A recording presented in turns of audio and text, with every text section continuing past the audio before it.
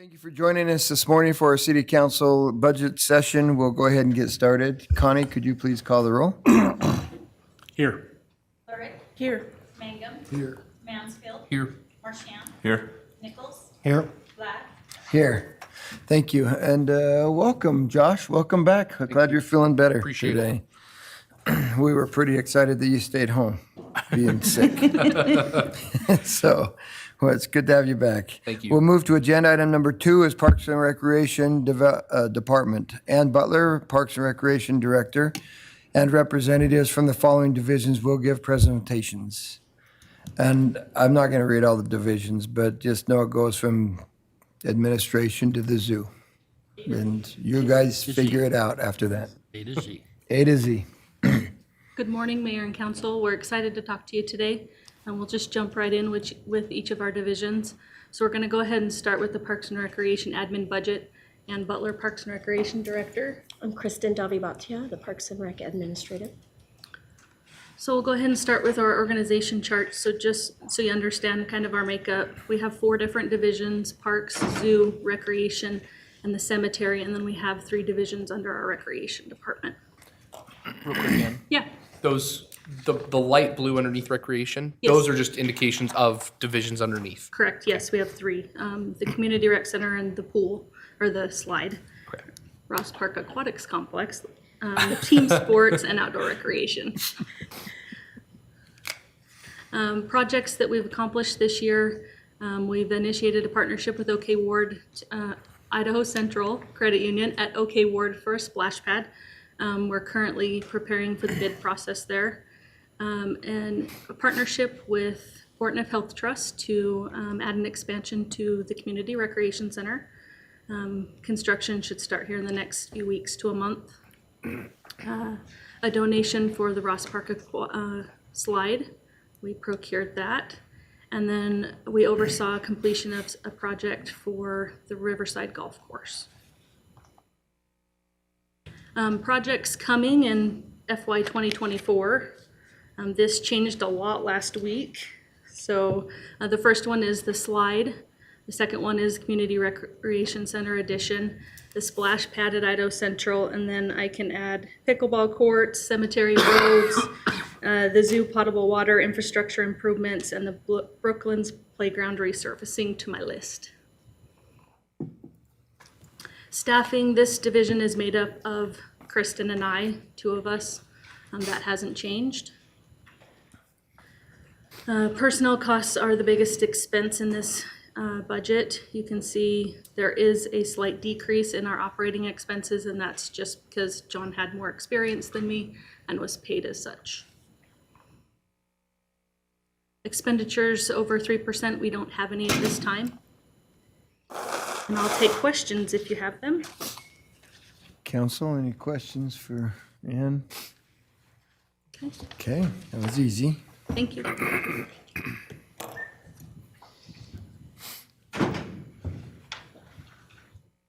Go ahead and get started with the parks budget next.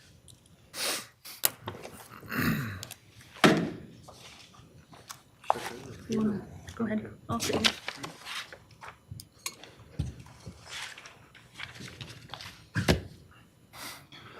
Morning, Mayor and Council. Ann kind of stole my thunder on a few of those, so we'll get to it. It shouldn't take very long.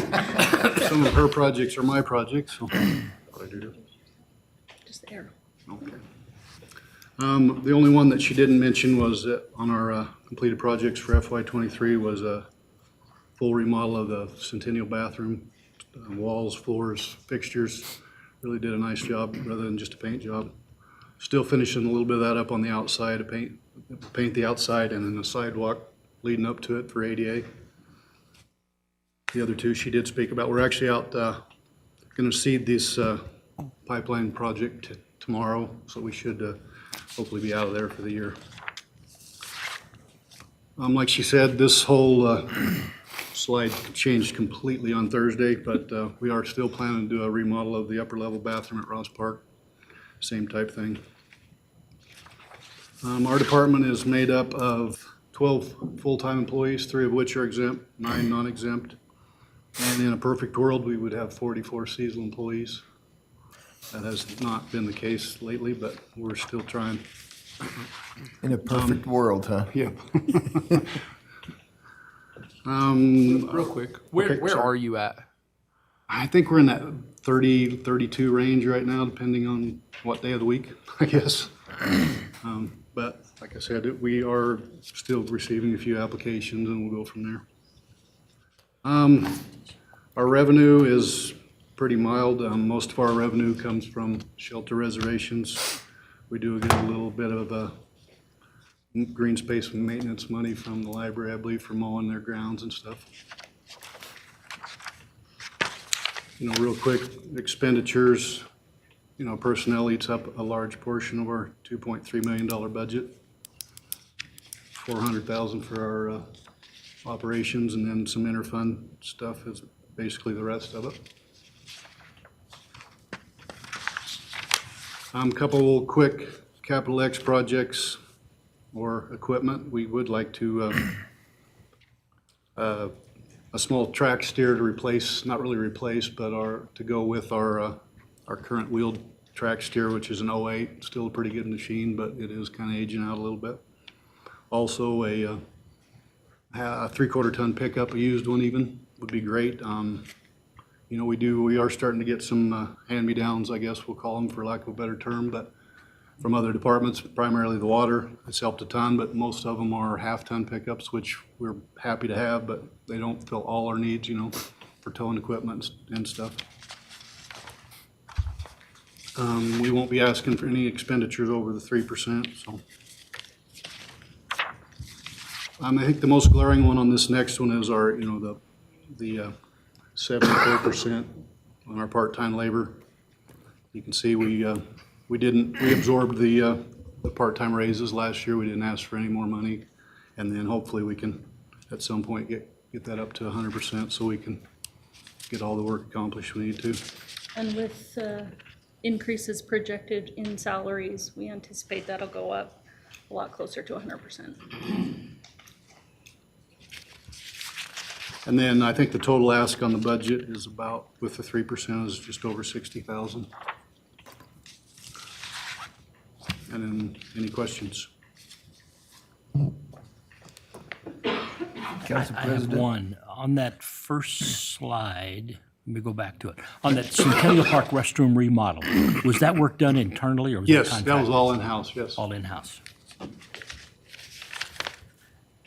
The upper level Ross Park remodel, It will be done in-house That too. will The be- only thing we've contracted out is a little bit of electrical work. And we did have a new flooring put down, the epoxy coating floor, which we hired that out as well. Other than that, it was all in-house construction. thank you. Councilmember Mansfield? And you mentioned that with the changes proposed to the pay scale that you anticipate that you'll get closer to the 100% mark on that.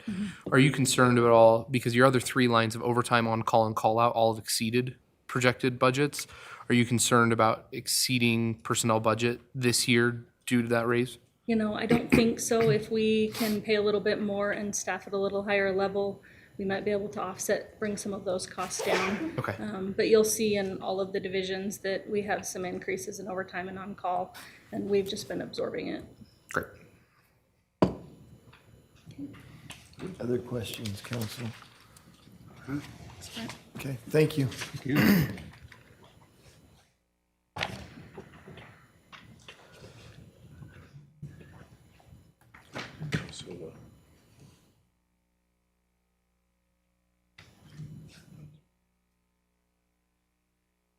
Looks like we've got golf capital. Yep, golf.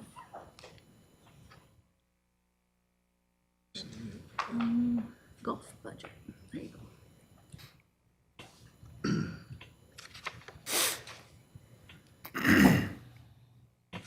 So again, Ann Butler, Parks and Recreation Director. This golf recreation budget is for capital expenses, but I'll go ahead and walk you through it. Go ahead and hit the same there. Permanent solution projects we've completed at the Riverside Golf Course. They also completed an electrical update at Highlands Golf Course for about $13,000.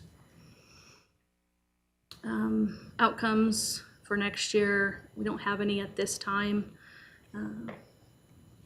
There's no people in this budget whatsoever. It's really just capital fund. Revenue is projected between $156,000 and $160,000. That's based on our contract with 4 Golf. Again, you can see it's really just built for the capital improvements. We're slightly down, and that's based on, looks like, an interfund change. So we have been saving approximately $25,000 every year for projects in the future. I'm not sure that $25,000 is enough every year to put in a new clubhouse, but it does help us take care of projects that we need to handle out there. Questions about that? Mr. Mayor? Okay, I've got Councilwoman Lurick and then Councilmember Marchand. It just surprises me to see nothing on the list for this coming year. Do you think something's likely to come up, or? I presume as I get more comfortable with the Golf Advisory Board that there'll be more projects in the future. But I'm not aware of any. Brett might be able to tell me if there's any other projects you're aware of. I think they had planned on doing some cart path. I know they did a little bit out there in conjunction with that pipeline. You know, we went over the old cart paths. I know they did add some cart paths. Could you repeat that, please? Yeah, he said that they are planning to do some work on some cart paths. Okay. Clubhouse plans. I know the Golf Advisory Board is going to come see you in August, and we're at our next meeting, we're going to discuss what topics they want to bring to you. I know last year when they came to you, they were projecting the clubhouse at about $1 million. I think it's way more than that. So I don't know if they want to continue to talk with you about that or if they're going to change what that agenda might look like in August. I'm not sure at this time. Do you know if they've gone out and sought any other help other than coming here and saying we need $1.5 million to build a clubhouse? I don't know the answer. Okay. I do know John had hit a few organizations up about that because they have told me, those organizations have told me they weren't interested at the time, but maybe that's changed too. Okay. All right. Well, yeah. All right. Thank you. Okay, any other questions? So those possible golf paths or cart paths that we're just talking about, is that factored in here at all? I don't think so.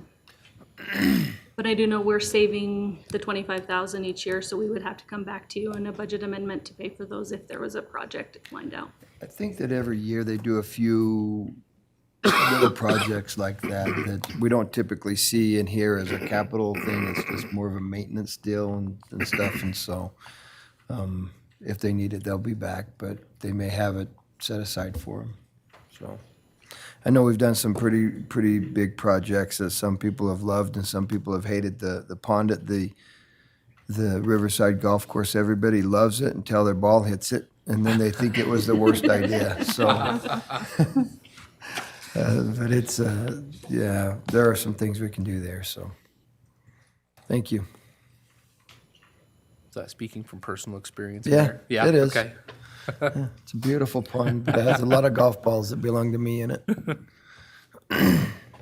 You're just about done hearing from me, so that's good. All right, so this next one is the summer Oh, productions and just a budget. minute. Yes, I just saw something on the expenditures for the golf, sorry. sure. Oh, never mind. I see what the issue is. The 3% increase number is higher, but it's because the interfund was 0? Correct. Okay, never Yep. mind. Thank you. All right, the next fund is the summer productions fund. Lower.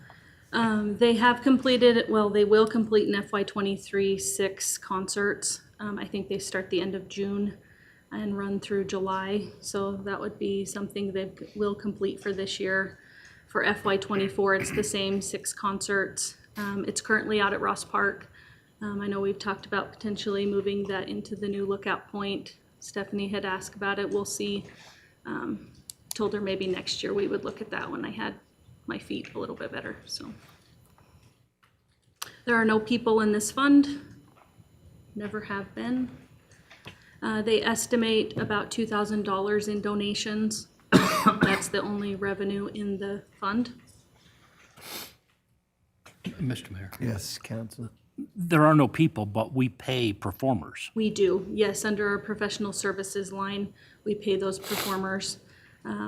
It's a contracted rate with them, and then we cut checks through finance. So you'll see that in our professional services is about $9,000 this year, with some meager interfund charges there for a total of $9,400. Thank you. No increases to this fund, and that's it. Questions? Thank you, Ann. Next is recreation.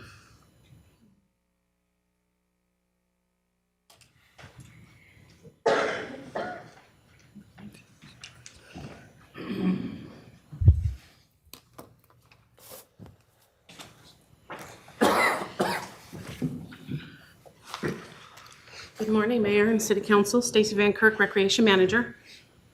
Richard Henderson, Team Sports. Marion Hunter, Outdoor Rec Manager. I guess I get to be the spokeswoman. Richard, how many days? Technically 0. This is it. None yet. Beat that, Ann. So okay. All right, so we have some completed projects. One was the demolition of the Ross Park water slide. And then under Ross Park, we also have that we completed our resurfacing. So that was of the main pool and the activity pool. For outdoor rec, we got the corporate donation for the Idaho Central, bought the piston bully. And team sports fencing, they replaced about 40-year-old fencing at the NOP Park. So those are our completed projects. Our outcomes for fiscal '24 and objectives is to replace that Ross Park water slide, secure the funding, which we have now with you guys, and the bid projects, get that out. The CRC addition, working with the Portneuf Health Trust. We have the contract. I know they have their bids out, so we should be starting that here pretty soon. I would say within the month. Do you know the water slide, is there a timetable on that now? I know we just approved that, but is there a timetable? Are we looking next year? We're looking 3 years? What are we looking at? It's do you looking think? really good that it could be done by next summer, especially once we get the bids out. I know that Sierra is helping us do some of that work. And so once we get the bid packet out, and if we don't run into any problems, most, I would say of the 3, they all said we could get production in by next summer. So they would be, and they can build during the winter, and then they would haul it out. But we are looking for them to do the installation. Good, Yeah, we're not gonna seek bids without them installing it, yeah. so. Our recreation division is made up of 3 exempt employees, 3.5 non-exempt, and 179 seasonals. We did break down our seasonal staff at the bottom. I know that we are short seasonals as well. So we do the best that we can there. We got a question. So much like Josh's question, where are you at on your seasonal? Personally, I'm doing pretty well. I'm about 6 seasonals short, most of them pool cleaners. I'm sitting about 6 right now. In team sports. And I just hired a couple of new ones, so I'm pretty good for the summer. Awesome. Our recreation division revenue, the total for fiscal year 23 is $1,112,573, and our increase goes to $1,145,960. Our expenditures are listed here, personnel being one of our largest items, and then our operation and maintenance being second, and then interfund goes down, yeah. So, any questions on that? Recreation Division expenditures, expenses, the proposed 3%. You'll see that we have a revenue change of merchant card fees. That's what we receive when the revenue will go up and the expense. So it's a revenue, you'll see a revenue and an expense change. Basically, right now, the CRC has been the holding point for all of Parks and Recreation credit card merchant fees, because it's easier to have it in one place to monitor it. We're short. People pay mainly by credit cards now. And so we have been running at about 18,000 in our budget, but we've been expending way over like 36 to 40,000.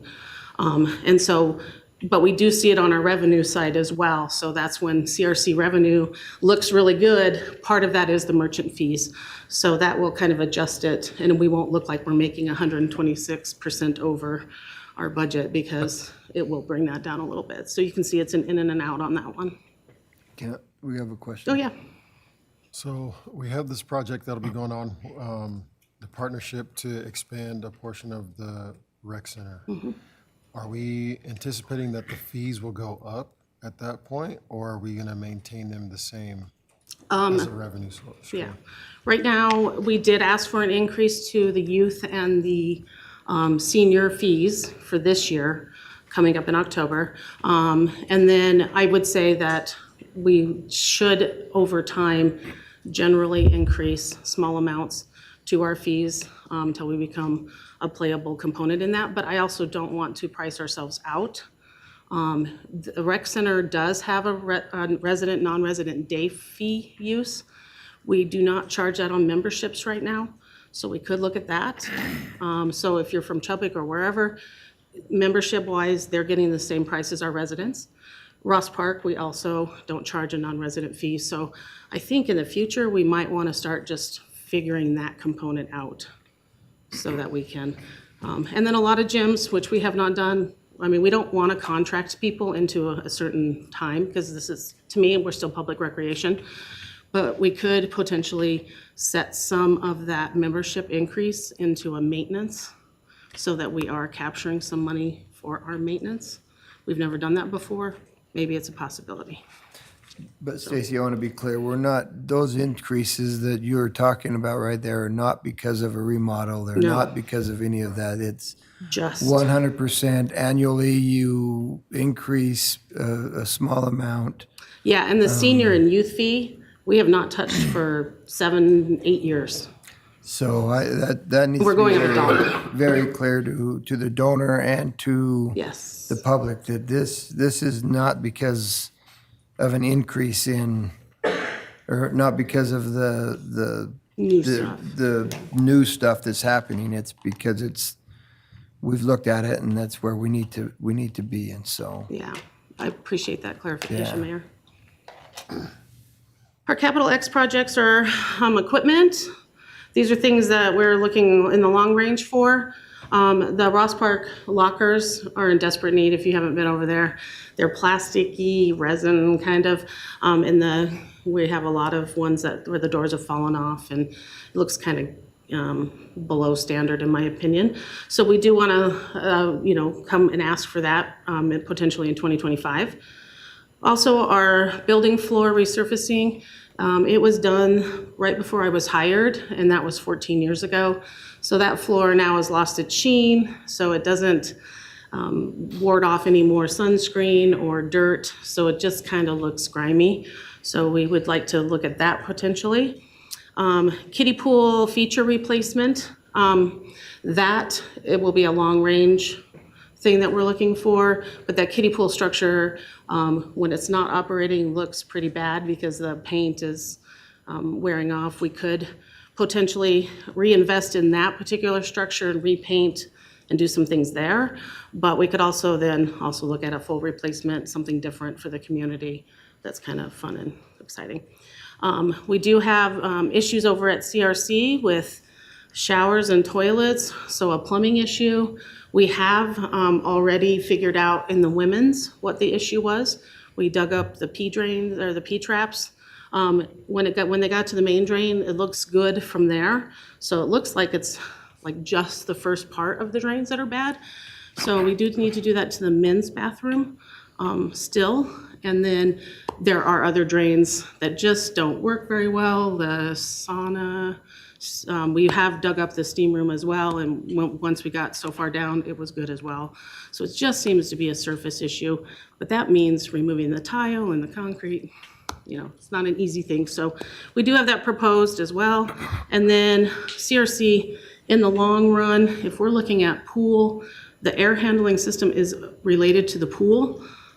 We cannot heat the air in our pool. And so basically the pool heats the air in there.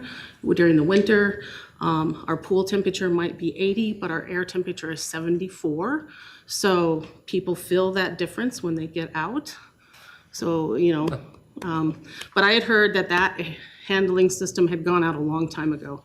We had a dehumidifier that failed and they just never replaced it. So this year we suffered a lot with condensation with the really cold weather, warm pool, then it's raining from the ceiling. So we don't want that. We have another question here. So if we're having these plumbing issues, why are we waiting till fiscal year 2025 instead of trying to address it now?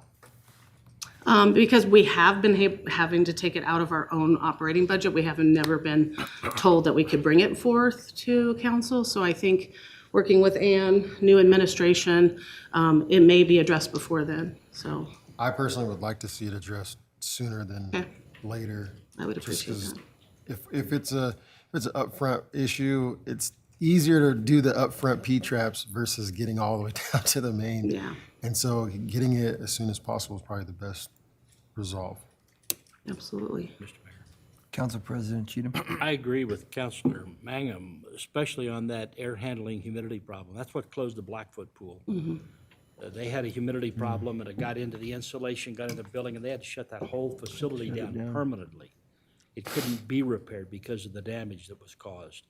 And I think that's something we need to address sooner than later before we have a serious problem in that building. Yeah, So, we'll work together. and why don't you add that to the list and we'll see. I mean, it's gonna be a money thing, but let's see what we've got. Council Member Nichols. So your dehumidifier is completely non-operational? Yeah, it's not even attached any longer. Okay, thank you. Yeah, If I may, my kids and I frequent the rec quite often and go swimming, and it's definitely the most muggy, humid, sauna-filled pool I've ever been in. And so I'm like, man, I can sit here and steam. This is awesome. You guys swim, I'll steam. But Steam room. yeah, exactly. So I concur that is an issue that needs to be addressed as soon as possible. yeah, and I mean, we really feel it in the elderly and the babies swimming too. When they're at the surface level, the water's warm, but the air temperature's so cold that they chill out really fast. And so our little preschooler swimmers, they suffer a little bit. Councilmember Marchand. Well, in my short time on the council, I've noticed that the theme of this city is lack of maintenance. Maintenance. Across the board. It's not just Parks and Rec, it's everybody. We have to find a way to put money somewhere so we can maintain stuff, and we're not doing this every year. You're not sitting in front of the council going, well, in 25, I hope they'll give me a little money to do this and that, and can we make it there? As the department heads, you got to find a way to build that, but we have to help them somehow. We have to do that. That's just good business. And I think maybe at one time we did it and we got away from it, and I get that money gets tight and we start doing things differently. But we have to find that way. I'm not exactly sure what it is, but there are people around here that do it for a living that can probably look at it and try to help us with that, so. Yeah, exactly. I think being the person that's over the facilities, it does feel that way. We have to use a lot of our own operating budget, whatever's left, to try to, like, basically when I go into the CRC annual maintenance closure, I'm kind of waiting to see where I'm at on my budget to determine what projects I can do versus having it budgeted and knowing that I can every year plan on XYZ amount of money. I mean, that's just really the way it has been. I appreciate this slide just in the fact that we can sit here and tell you what we look for in the future. But I agree with you, Mr. If I can, Mayor, I think it's so important that we get this capital budget stuff going on 5 years out, so we can start seeing what is needed, so that we're not doing maintenance all the time. We're actually maintaining the city and making it a bright, shiny place. Do not all departments have a 5-year plan? Well, everybody has a 5-year plan, but when you start looking at maintenance in a 5-year plan, years ago, we set aside a capital improvement plan, and we set money aside. A few years back, a new council came in and said, wipe that $1 million out, and they pulled it out, and it kind of went away. And so it's kind of been that way since. And Well, so and I look at I that. think it's a matter of the council needs to say, this is important enough, we're going to budget, and once we put a capital improvement budget in there, and then we can have these discussions, and hopefully some of these can be moved up. But it was there. We did a number of things, and then it was pulled back out because we had a council member that wanted it out. So just real quick with the follow-up, I know there's some ARPA money that we set aside. I mean, is that something that we look at getting into to take care of? I think if you remember right, we didn't set any ARPA money aside. We're actually Well, a couple but- $100,000 short, and so let's not go down the ARPA trail right now Okay. with that, because Okay. we've set that aside for stuff. But there's ways that we can probably We look did at set it this. aside. You told me not. I know Well, what you said. I know what you're saying. You're right. You're right. You're right. I'm just saying, when we look at, I guess my thing is I look at stuff and I go, okay, it's $100,000 now. What's it going to be in 2026? And what's it going to be here? And how do we find that money? It's easy to talk about it. It's a lot harder to find it, and where you're going to find it, and where you're going to cut, and how you're going to make it. $1 million put away every year for maintenance would be fine if you only used half of it in a year. But $1 million is not enough, and I don't even know if you Well- can find $1 million. Well, we were putting $1 million away, and it was being used for maintenance, and that was what it was for. That was taken out 2 or 3 years ago, and so it's tough. So this council's going to have to make a decision to do something like that, and that if there's the opportunity is there, then great. That'll be up to this council here in a few months to figure that out, or in a month to figure that out. And it might even not be a month, it might be a few weeks. My dates, I don't know, but we'll be having those discussions before long. Did you have a question? Okay, Linda? And I just wanted to add to this discussion that, and I know, now the ARPA money is set aside for specific things, so I mean, it's. Set aside's wrong terminology. Right. Designated. Right, It's it is, designated. it is designated, the list is set. But philosophically, I think the idea of using, because ARPA money is one-time money. Maintenance is an ongoing thing. We have to figure it out, and it's a tough thing to figure out, but you have to figure out how to budget that and how to set money aside for that. But I would be opposed, not that we can anyway, but I wouldn't like the idea of using ARPA money I agree. anyway for maintenance type of things. So I think Ann's got that error handling system on the list now. I don't think anything else is going on the list, and I agree with Council President Cheatham. We probably need to look at that a little more serious. Quite frankly, Council, this has never been brought in front of us. Yeah. So thank you for bringing it in front of us. Absolutely. And we are definitely, if we shut down with the closure with the Portneuf Health Trust, I know Brett and I have talked about getting the men's showers fixed like the women's. So at least we have the P-traps cleaned out and we won't get that. And absorbing that in our own budget right now. But we thought we would put it on here because we have not done that project yet. No, appreciate that. Yeah. Seasonal and overtime asks. So for CRC, you can see that the change is 34%. We have overtime, our people, I mean, we retain our people at the rec center. So they've been up in step sixes and we've never been really compensated. It's always kind of figured out on a lower level, a step one. So we just inherently are behind in this account. So, questions? Ross Park seasonal overtime, 15%, kind of the same issue. We have been able to retain lifeguards up through step 6, which is phenomenal. It's not usually something we can do, but I have some excellent people that stay with us for a really long time. So, and we couldn't do it without them. We're so heavily based on seasonal employees. Outdoor rec, seasonal overtime, 54%. Yeah, same, same sort of situation. And then also, we used to really have like winter, we're super busy, summer, we're super busy. We are now busy in the spring and the fall as well. So it's just created more Need. more need. Yeah.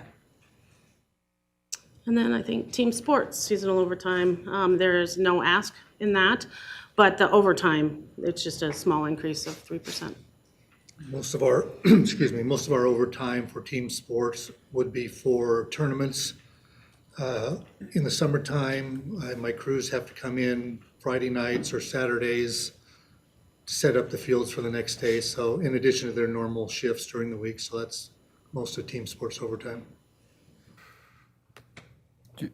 Richard, for those tournaments, those special events, are we charging a fee to the users that will cover those? There are rental fees, yes, and then reimbursement for sanitation and portable services if that's what's required. We just don't budget the overtime when we have those. They're not, charge tournaments for aren't it, we're always just not year to getting year. credit for it. Yeah, some tournaments might be new, but generally there are 5 or 6 tournaments we handle each year, so. Okay.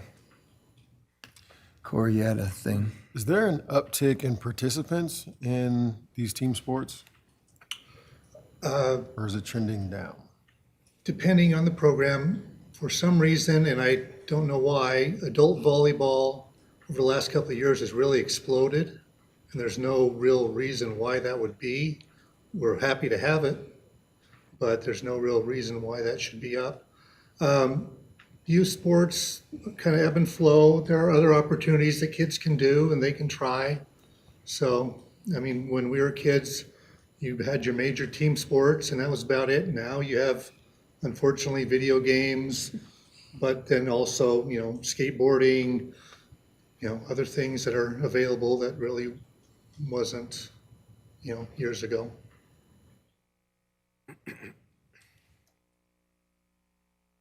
Any other questions we can answer?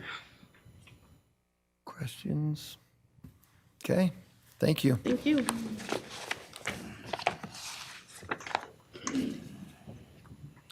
Cemetery.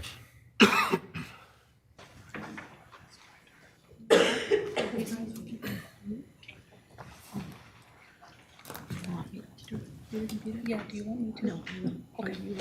Okay. Thanks. I'm gonna drive and Ruth's gonna talk. That's a good deal. I'm Ruth Wilford, cemetery administrator.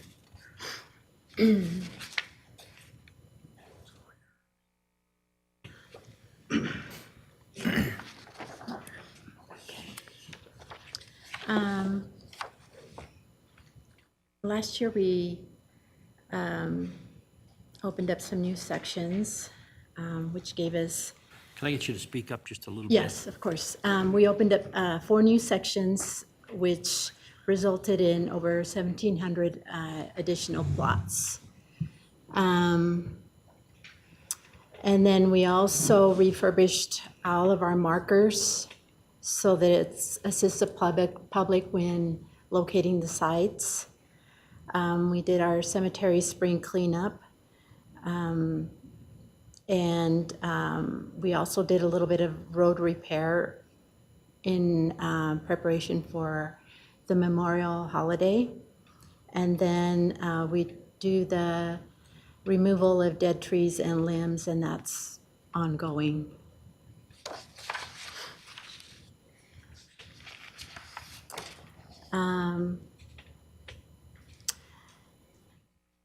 And we'll continue to do the cemetery cleanup with the help of volunteers and the women's prison. Continued removal of dead trees and limbs. We're also hoping to improve all of the streets at the cemetery with the help of Tom and his crew. Also, I'd like to see the fence improved. It's, for visual improvement as well as security purposes. And then we're also going to be doing research on a new water line. Our water line that was placed in the 1950s is in need of improvement as well. And also, I'd like to improve the cemetery building over at Restlawn. It's just is not, it needs an uplift, facelift pretty much. And then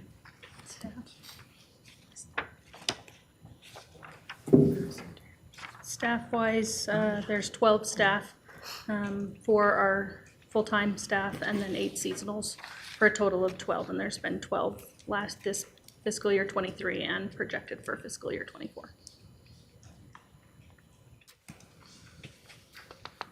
And then revenue, you can see the numbers there. If you have any questions, just let me know. And we don't have anything, Expenditures. no expenditures. So we are projecting the 3% increase from 539,000 to 570,000. And then capital projects, you can see there. Ruth was adamant that we put the ARPA funds on that slide, and I didn't think it was gonna happen, but she showed me wrong. So that happened last week, and then I'll let her talk about a few other things. Yes, we've got some money set aside for a new excavator. I'm not actually sure if that's going to be enough or not. I haven't looked into that. And then a new truck, a used truck would be just great. All of our trucks are old. 20 years old. We just had one taken away because it was in really bad shape. So It was a new dangerous to drive. It wasn't in bad shape. You couldn't stop. that too. You had to That find a too. solid building to stop against or Exactly. something. And most of our trucks are that way. And all 4 employees wanted it back. And Yeah. I said know, no. we got in trouble. This is a message to them. If you can't stop a vehicle, you can't drive it. I know, but we really need it for our cleanup. Okay. We'll work with It's- fleet to see if we can get yeah. another vehicle taken care Yeah. of there. So, How do you use it for cleanup if They're you can't stop? tying the back of it to a tree, and they would roll it forward, and it would come to a stop. They'd load it up and change the rope. It was, we had a box. The guys built a box years ago, and then we have this big vacuum cleaner that vacuums all of the leaves in the spring, and it's does a lot for our spring cleanup. It was Yeah, in but- 1985 and had caught fire at one point years ago. It's too old to keep. It's now, this is just a sign, if be gone. anybody thinks we're wasteful, we really do use these things. We can burn them down and keep using them for crying out loud. We've got a question from Mansfield and then Marchand, I have one. and then Nichols. If Parks were to get the 3/4 ton truck that was on the capital request, is there another vehicle that would be available for the cemetery that could it be a replacement? we could probably make a shuffle happen. Fleet's always looking for vehicles for us too, so. Okay. I'm hopeful they'll be able to find a pickup for us as well. See, and I guess that's my question or comment. Parks and Rec, again, for a lifetime, for my lifetime, has been the hand-me-down department. That's just the way it is, and it's always been that way. And in 40 years, I've never heard anybody complain about it. People get happy about getting a truck that's 20 years old.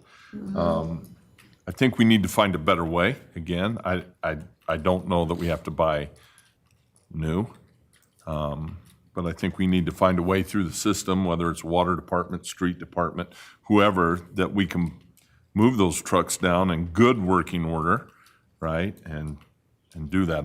And again, I don't know how we do that. That's kind of a department head thing to collaborate and make that happen. But it hasn't been pretty over the years, and it's certainly not pretty now. And I think for me, that's something we need to try to change for them. We are getting newer vehicles because of fleet. We are getting better conditioned vehicles. I can't say it's trickled to cemetery yet, but I would say looking at some of our parks vehicles, they are an improvement from what they were. I can say this before I turn the time to Brent. I can 100% guarantee Fleet had no idea we had a truck at the cemetery that literally didn't stop. It was dangerous to drive. They would never have let it out of their possession. And so part of that is cemetery not saying, hey, Fleet, we need help. Part of that is, they just kept it to themselves, I guess. Sounds like they liked the truck, though. So, It was a necessity. Brent, Yeah, just out of curiosity to get an idea of the scope of what you do. How many people are buried in Pocatello on an annual basis? Ooh, I don't know. known or unknown? I can find that number and get it to you. I just don't remember the number. Do you have just a rough guess? I don't remember. No, So- sorry. So one thing that's interesting about that, maybe I don't know the number of people that are buried, but I do know that once a plot is sold, it's gone for, it used to be 80 years, and the legislators just changed it 2 years ago, maybe 3 years ago, that it can be reduced to 60 years.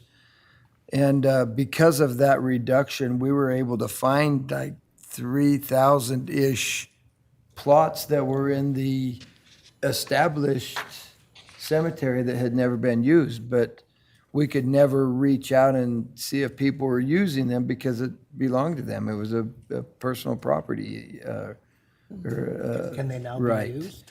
Well, they can be used now because we've gone through the process to do that. And so not only did you see 1,700 new plots come available, we also were able to add, and it's 3,000 is the wrong number, but it's close to that. It is. That is also available. The reality is we're going to run out of space at cemeteries at some point. When? Do we have a projection? Well, the projection a few years ago, the projection was about 20 to 25 years. We had a discussion about purchasing land next to it, but we decided not to do that as well when we had the opportunity. So in the next, not in probably any of our lifetime, but the council's going to have to figure out where to buy a new. If it's not in your place for- lifetime, you better hope they got a place to put you. Well, I don't really care if they put me anywhere, quite frankly, but you know what I mean. So there are more than that 1,700, but the number that are buried, we sell quite a few plots. How many do we sell a year? I don't remember. I provided those numbers to John right before he left, and I assumed that's We'll have to included get in- you with yeah. those, but Yeah. yeah, it's a good question. I've got Council President Cheatham and then Mangum. Well, one of the things that's happening in cemeteries is more people are being cremated, and that takes a much smaller space than what it has in the past. So when we looked at that piece of property a couple of years ago, that was one of the considerations. Projecting lifetime of that cemetery, we really don't know Yeah. if this trend will continue or traditional burials will take place and exactly how much space we're going to need. You know, and the other thing we looked at was how many people are Pocatello residents who are being buried there, and who are people who are being imported from other places to find their final resting place at one of our cemeteries. We really, you know, and those trends have changed too. Yeah. As we continue to get more and more people moving into our community, I think a lot of them will want to go back to where they were born or raised or their traditional home instead of being buried here. And that's a moving target to project the lifetime of that cemetery. Yeah. You probably also have some religious implications as Yes. well there that are hard to track, There are. the handle on. Yeah. Corey? What is our cost per plot? $1,085 for a resident, and then $1,470 for non-resident. And you can put 3 cremains in one plot, or 1 full casket burial and 2 cremains in a plot. So it has changed a lot, but, Just Get a your few- reservations in early. yeah. Just one more slide from HR. So the seasonal budget's running at about 78%. Again, pretty similar with the other divisions. We are asking for an increase to the seasonal salaries, so we project that number will go up a little bit. Is there a need for more seasonal help? The numbers are, we are getting more applicants now. We are getting a lot more kids come out. Most of them don't want to work 40 hours, so if they want to work 20 hours, that's great. So we have a few more employees as far as seasonal goes. So, yeah. Okay. Any other questions? Okay, thank you. Good job, Ruth. Thank you. Actually, I do have one more, sorry.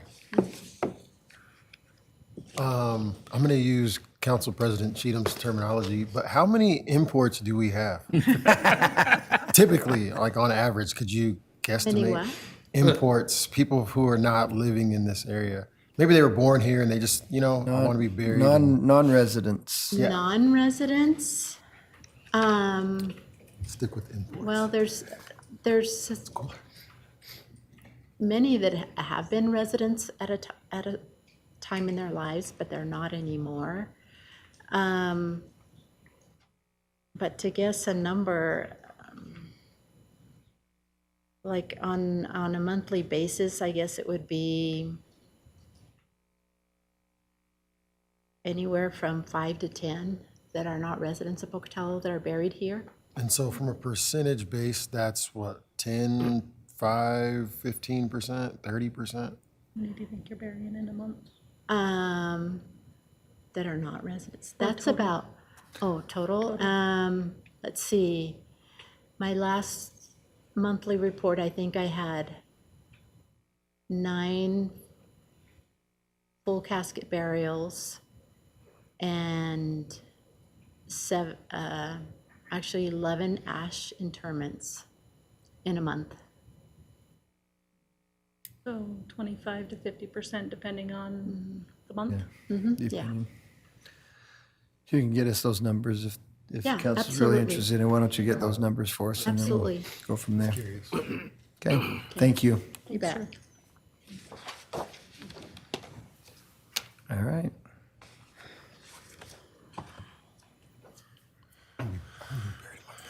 Last one is the zoo. All right, always alphabetically. Good morning, Council, Mayor Blad, Peter Pruitt, Zoo Idaho Manager.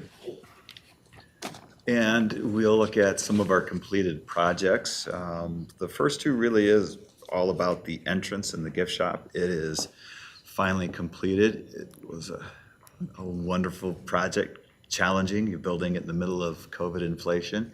And I do have to give Brett and the Park and Rec crew all the credit. They put a lot of time and effort into this entrance project, and we really could not have finished or even started it without Brett and his crew. We learned that this will probably be the last of this type of project. It was a lot of work, and it's great. We've got the pathways finished, so that's fantastic as well. With our free day Connections Credit Union, the flow was fantastic, and we've got spaces for tables and pop-ups and all that other good stuff. And then our last project, I kind of wanted to put this in just to kind of show that it's not just the zoo, but all of the Parks Department. We do have some really cool projects that don't cost any money or don't cost a lot of money, and it is budget season. So this is one of those things that we can say, hey, look, we're doing some really cool stuff that benefit the community without asking for more money. And this has been a great learning process for me and a fantastic project. We're working with the ISU Department of Counseling on really using animal-assisted interventions to improve human well-being. And initially we were focusing in on the grad students in the program because we wanted to see what the program was like and if it could work. And during the process, what we found out is that the grad students who are working with us at the zoo are actually doing better in their grad programs as counselors than the grad students who haven't gone through the program. So we've found that there's a huge benefit for future counselors. And coming up in the fall and spring, we are finally going to be moving this program into the community and working with middle schoolers. So it's a little bit different when you think of a zoo. You probably think of animals and conservation. And so we're moving on with this program. It's been a fantastic program. Brent? So I'm intrigued. Animal-assisted interventions. Can you explain that just a little bit? Yeah, what it is, it's you'll see a bunch of stuff if you kind of Google it. There are programs now where horses are being used quite a bit. And I've learned through the counseling program that if you see a horse that's on a halter or a lead, that's not really as beneficial for the animal. So what we're doing with this is the animal can join us if they would like to, or leave if they don't want to be here. And we're all working with our barnyard animals. Basically, it's working with children who need help of some sort by using animals, looking at animal behavior. And we've included a lot of training techniques. It's operant conditioning based on positive reinforcement. And a great example of that is we had one actual counselor went through the program and graduated. And we had a cow that really likes to invade your personal space bubble. And there's a lot of kids and adults who get really uncomfortable with people coming into the space bubble. And I just talked with her and showed her how to position the cow out of her bubble. And all of a sudden, click. Whoa, I have that control. I have the ability to control the space around me. And I'm the one who can make these decisions. I don't have to let this animal dictate my comfort level. And so we're moving that into humans where they can say, hey, look, I can make decisions that benefit myself, and I don't have to let Councilman Magnum dictate how I feel right now, because I can make choices. You were looking right across from me, so. But he smiles a lot, so he makes everyone feel comfortable, so, yeah. So is this ever used with, like with the elderly population, with senior citizens? So our education curator, Rachel, does already go into a lot of our elderly populations with outreaches, and she does bring animals with her. And it's yes, I mean, it's a little bit different than bringing animals into, the nursing homes or hospitals and stuff. That's kind of there to, bring joy to people in children's lives.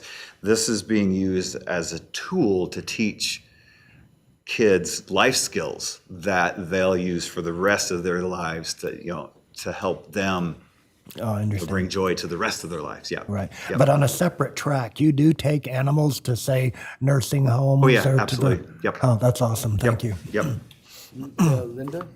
I just have to comment, I want to thank you for this kind of creativity to think about, as you said, projects that cost little to no money, but collaborating with other organizations or entities within the community for the, benefit of the community. I think this is wonderful. So thanks for that kind of creativity and thinking outside the box and developing these kinds of programs.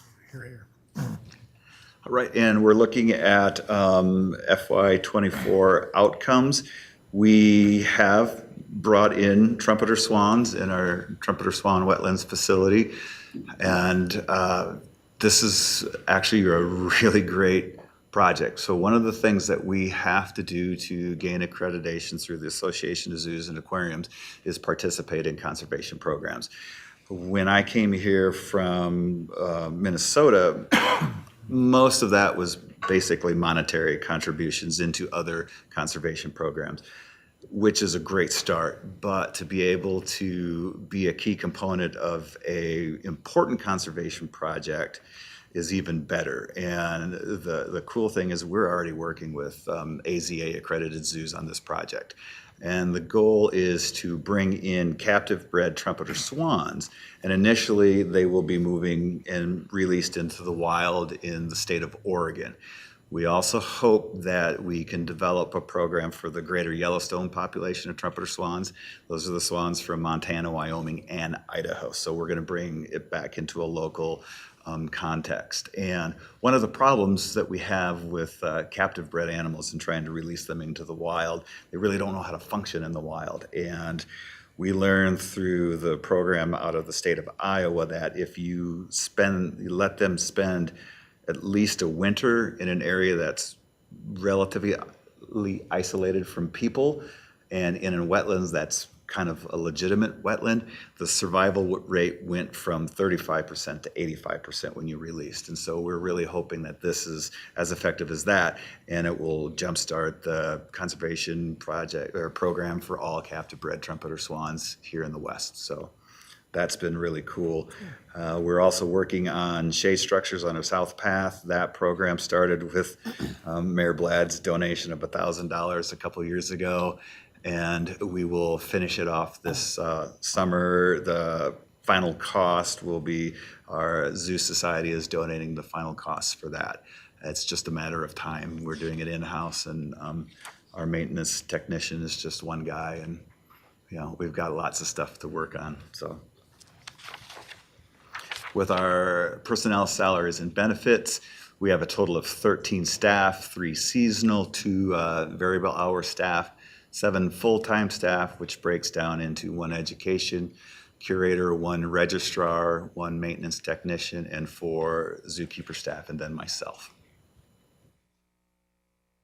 And as we look at revenue, we have actually done a fantastic job last year with our revenue. We were, for the first time, over our expected revenues, and a lot of the credit has to go to our education programs. It's insanely busy, she was almost 260% over on our expected revenues from last year. And what that means is that she's also putting in more than 40 hours a week trying to keep up with all the programs. And we also went over last year with our expected admissions. And when we look at our revenue, admissions and education is our primary source. We do have others, which includes like our pellet feeder and some donations, but the majority of our donation revenues is now going into the Zoological Zoo Society. We do recuperate that, so for this year, FY '23, they will have donated close to $30,000 back into the zoo for projects. We've got the shade structures, we've got a golf cart, they've donated $15,000 for us to expand and renovate the Badger exhibit.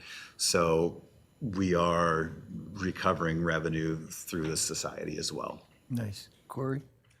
So for education, you said she was about 200% over, a little bit more or something. So With that, is there a need for, because that's a lot of work. Yes, Right? she does need I would love to add a third variable hour employee to get her some time to actually develop further classes. This year, this summer, Rachel and our Zoo Society wrote and received a $19,000 grant to help get our programs into some underserved communities within the area. And it also allowed for staffing. So we've used part of that grant to give her an additional education assistant this summer. And it's just for the summers, however. So within that 200% increase in work, how far out does she travel? So her program, she's gone as far as Coeur d'Alene and Napa. Most of our focus really is in eastern Idaho and then central Idaho. With Coeur d'Alene, the schools there have a grant that funds the travel out to there. The great part about our education programs, we're strictly an indigenous facility, an indigenous zoo. And a lot of these elementary schools, yes, they want animals coming in, but they want animals found in Idaho. So she's quite busy. And the other great program that she's developed is this Untamed Art program that once a month you come in and you learn a new art skill. And that actually, the revenue for that is to cover expenses for schools that, of course, can't fully fund our outreach program. So we're finding clever ways to get our programs into underfunded schools as well, so. Good.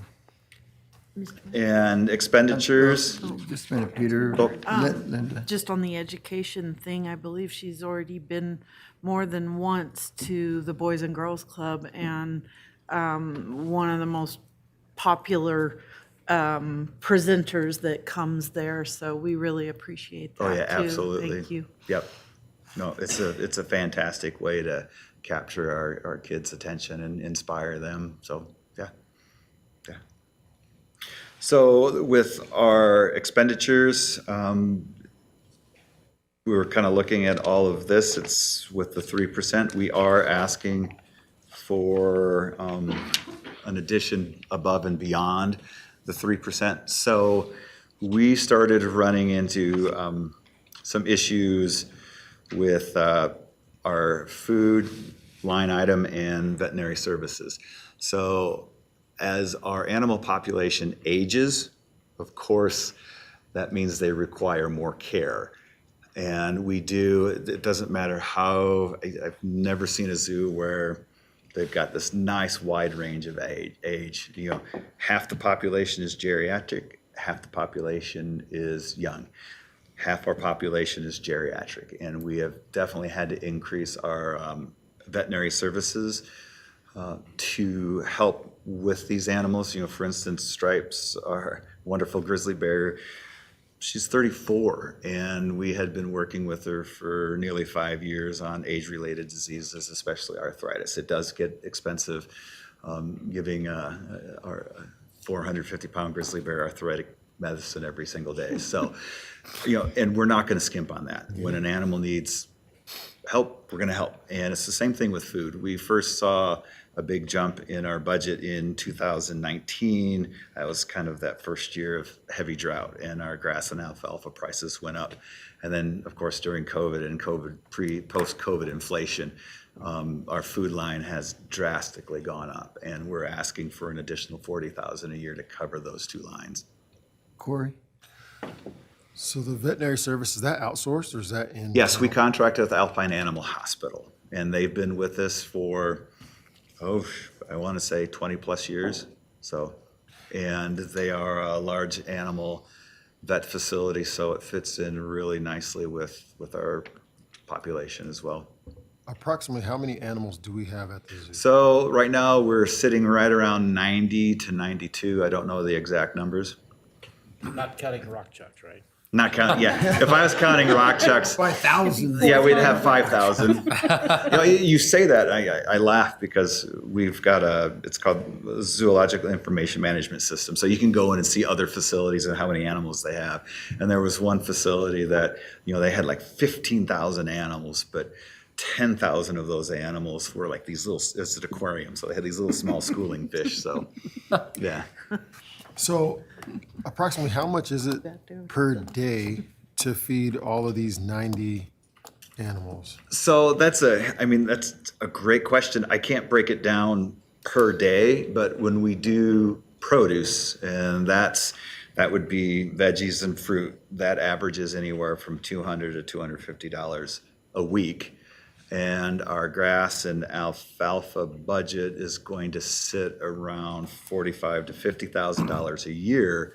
And then when we throw in, we've got our carnivore budget, and we'll say that's going to be about $20,000 a year. So I've been to some zoos where the animals look thinner than me, and I'm just like, this isn't cool. Like the lion shouldn't look like a teenager. So I'm just interested to see, like, are we feeding them adequately? Are they getting enough? Yeah. Yes, you won't find a thin animal at the zoo. Not one bit. Walk through the zoo, even the rock No, sharks are. they're not. Yeah. Again, if we have to find ways to reduce or be tight on our budget, food and veterinary services is not the way. I'll never skimp on those just because. We're looking, we want our guests to enjoy the facilities, but our priority is the animal care. That's always first and foremost. So, you can walk around the zoo and, when we get to our CapEx projects, one of the things that we need to work on is our pathways. We've been moving and working through our budgets, and it's all been going into animal food and veterinary services, because pathways, we can find ways to get around some of the potholes and stuff. We can't get around not feeding animals. Mm-hmm. We can't get around not taking proper veterinary care for our animals. So this 27,000 for food, that's adequate with the inflation? Well, yeah, so it's a whole, so we've got our produce, we've got our hay and grain, and then our carnivore diet. So the whole thing, adding the $27,000 increase is adequate, yes. Okay. And then we look at our CapEx projects we put in path repair, and our education building has a few leaks in it. It's a flat roof, and, it's probably time to retar and resurface. I would prefer to put a small pitch on it. So flat roofs are wonderful somewhere else, and not in a four-season environment. So it would be nice to be able to put a pitch on those two. And again, future CapEx projects, it's on the upper level. I'd love to get a pathway in and around the wetlands, so we finally wrap around the bison yard and the wetlands. If you notice, I did not put, for instance, the black bear facility on a CapEx project.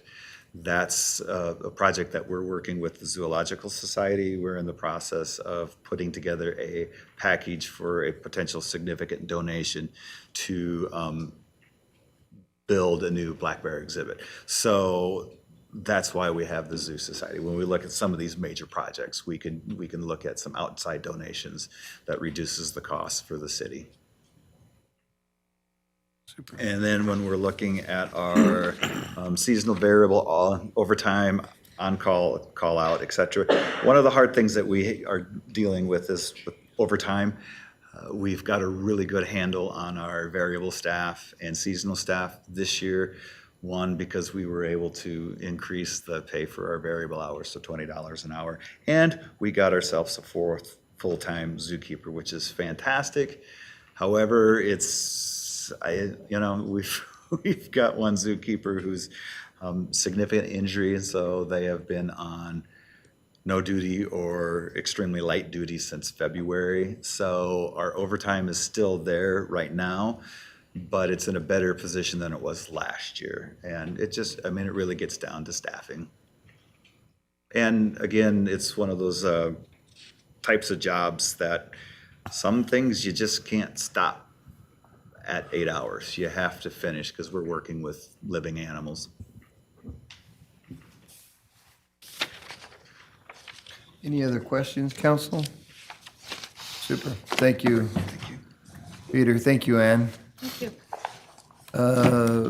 Council, with that, we are going to take a break for a few minutes, and we'll be back in a few minutes.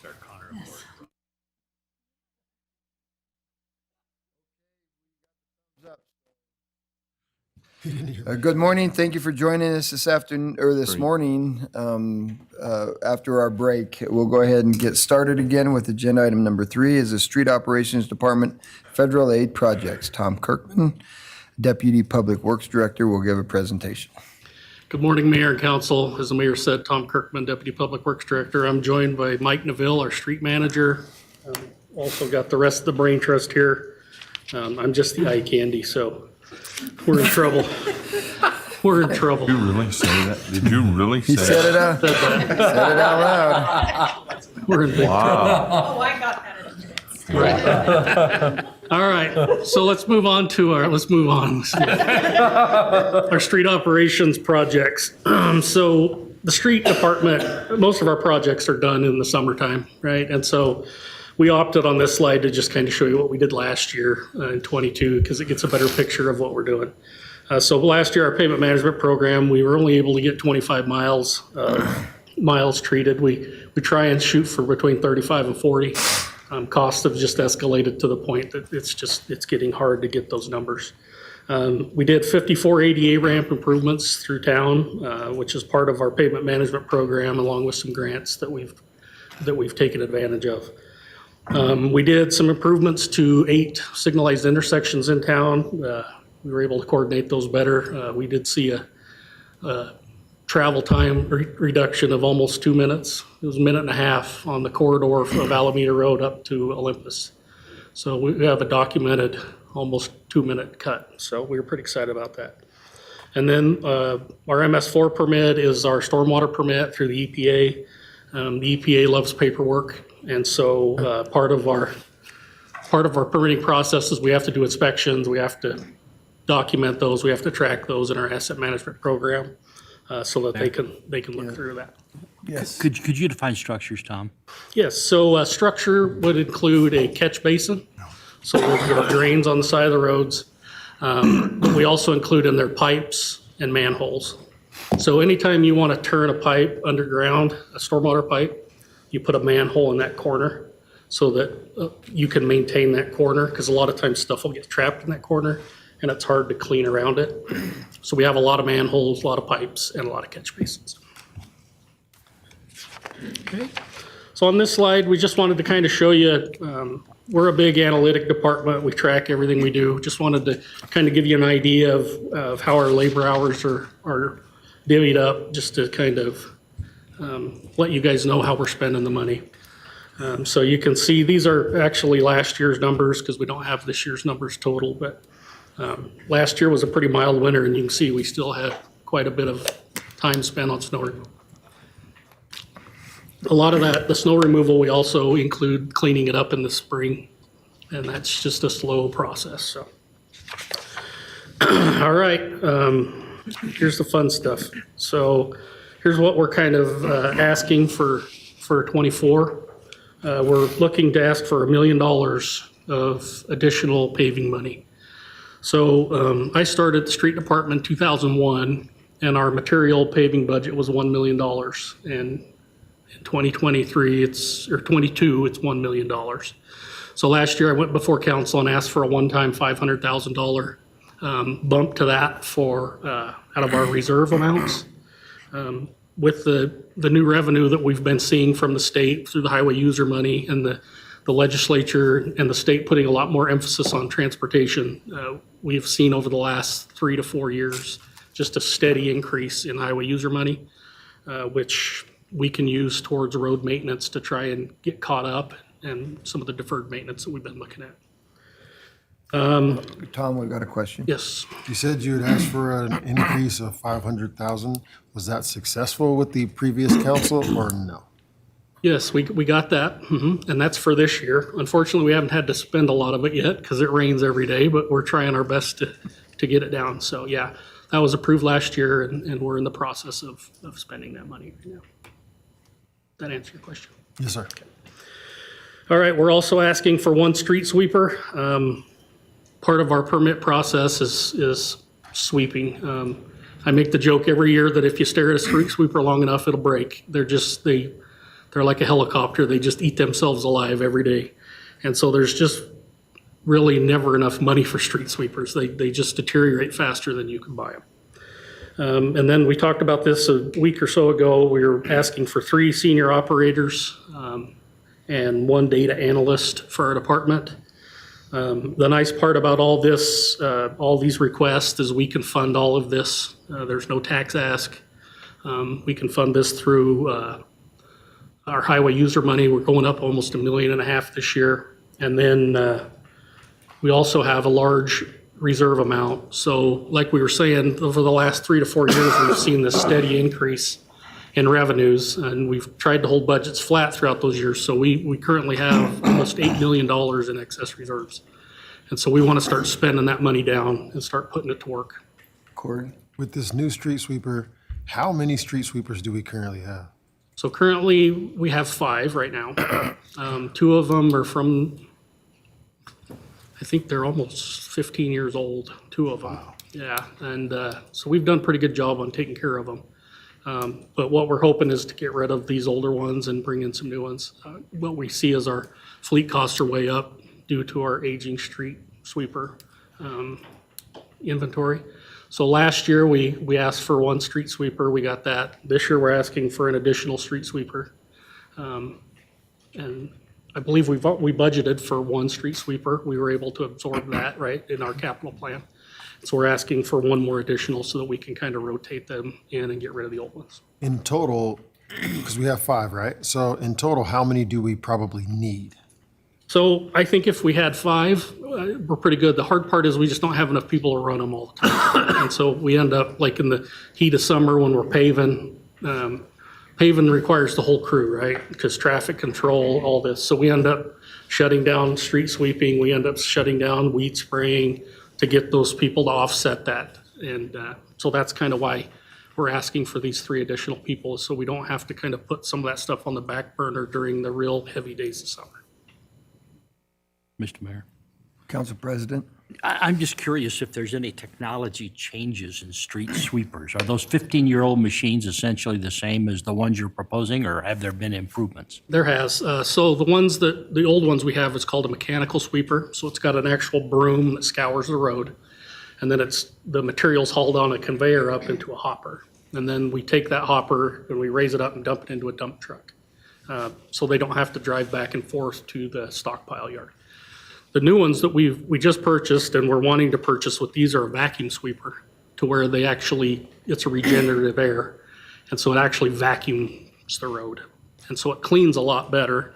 The town looks nicer, because you don't have stuff in the pores of the asphalt. Mm-hmm. We're still going to need some mechanical sweepers, for Councilman Marchand was talking about that on his road there was a bunch of dirt. The sweepers came in and they really had to dig into that to get it off. Our soils are real sticky and they're hard to get off the road. So what we're looking is moving more to the vacuum sweepers because they don't have the rear brooms on them. We go through rear brooms pretty frequently. And it has a tendency on normal maintenance conditions to just clean better. Do they And then- break down less? Well, Or no? we haven't, so this vacuum sweeper we got is only 2 years old, and it is breaking down less, but it's a little more than what we'd hoped. So we changed suppliers. We weren't real happy with this one, so we're moving back to a different supplier, and we're hoping that those costs will go down, so. Council Are President? the new technology any more efficient, Tom, in terms of fuel or time or speed or? Yeah, so unfortunately, sweeping is slow. With the vacuum sweeper, you can move a little faster. If you move too fast in a mechanical, the broom will start to hop, right? But I tell you, these new diesel engines that they're coming out with are amazing, the mileage that you get out of them. So the technology in the engines is better. The other thing that we do is we upfitted all of our equipment with GPS, so we're able to actually, evaluate our network, and then we can observe how they're being swept and make changes. That's been a really big help for us, as we can actually see where they're going and make it the routes a little more efficiently. And then one of the things that we implemented a few years ago is we have a big long trailer. It's called an end dump. It's like a dump truck, but it's a really long trailer. We're able to stage that in an area, and then the sweepers just dump into that truck. And then we have an operator at the end of the day go dump it, where historically we used to drive back and forth to the disposal site. But yeah, there is, unfortunately, like sweeping a floor, there's not a lot of tech there, right? It's just hard, grizzled work, but we're trying to find any efficiencies we can with that. Okay. Any other questions on this slide? So this is kind of a breakdown in our revenues. So the street department has its own fund. We are the street fund, so we're not in the general fund.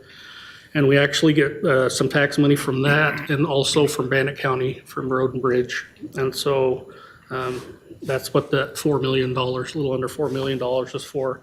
Our highway user fees took a pretty substantial jump this year, which we love. So it's gone up quite a bit. And then for general operations, that includes right-of-way fees. So this water department, WPC, and sanitation pay a right-of-way fee. And that's basically for the use of the right-of-way. That's basically what that comes down to. Yes, Councilmember Nichols. Could you explain the terminology, intergovernmental and general operations, just quickly what that means? So intergovernmental is fees. So we get for every gallon of gas you pump, we get like 28 cents of that gallon, and then it goes to the state, and then they divvy it up through a complex formula of population and road miles.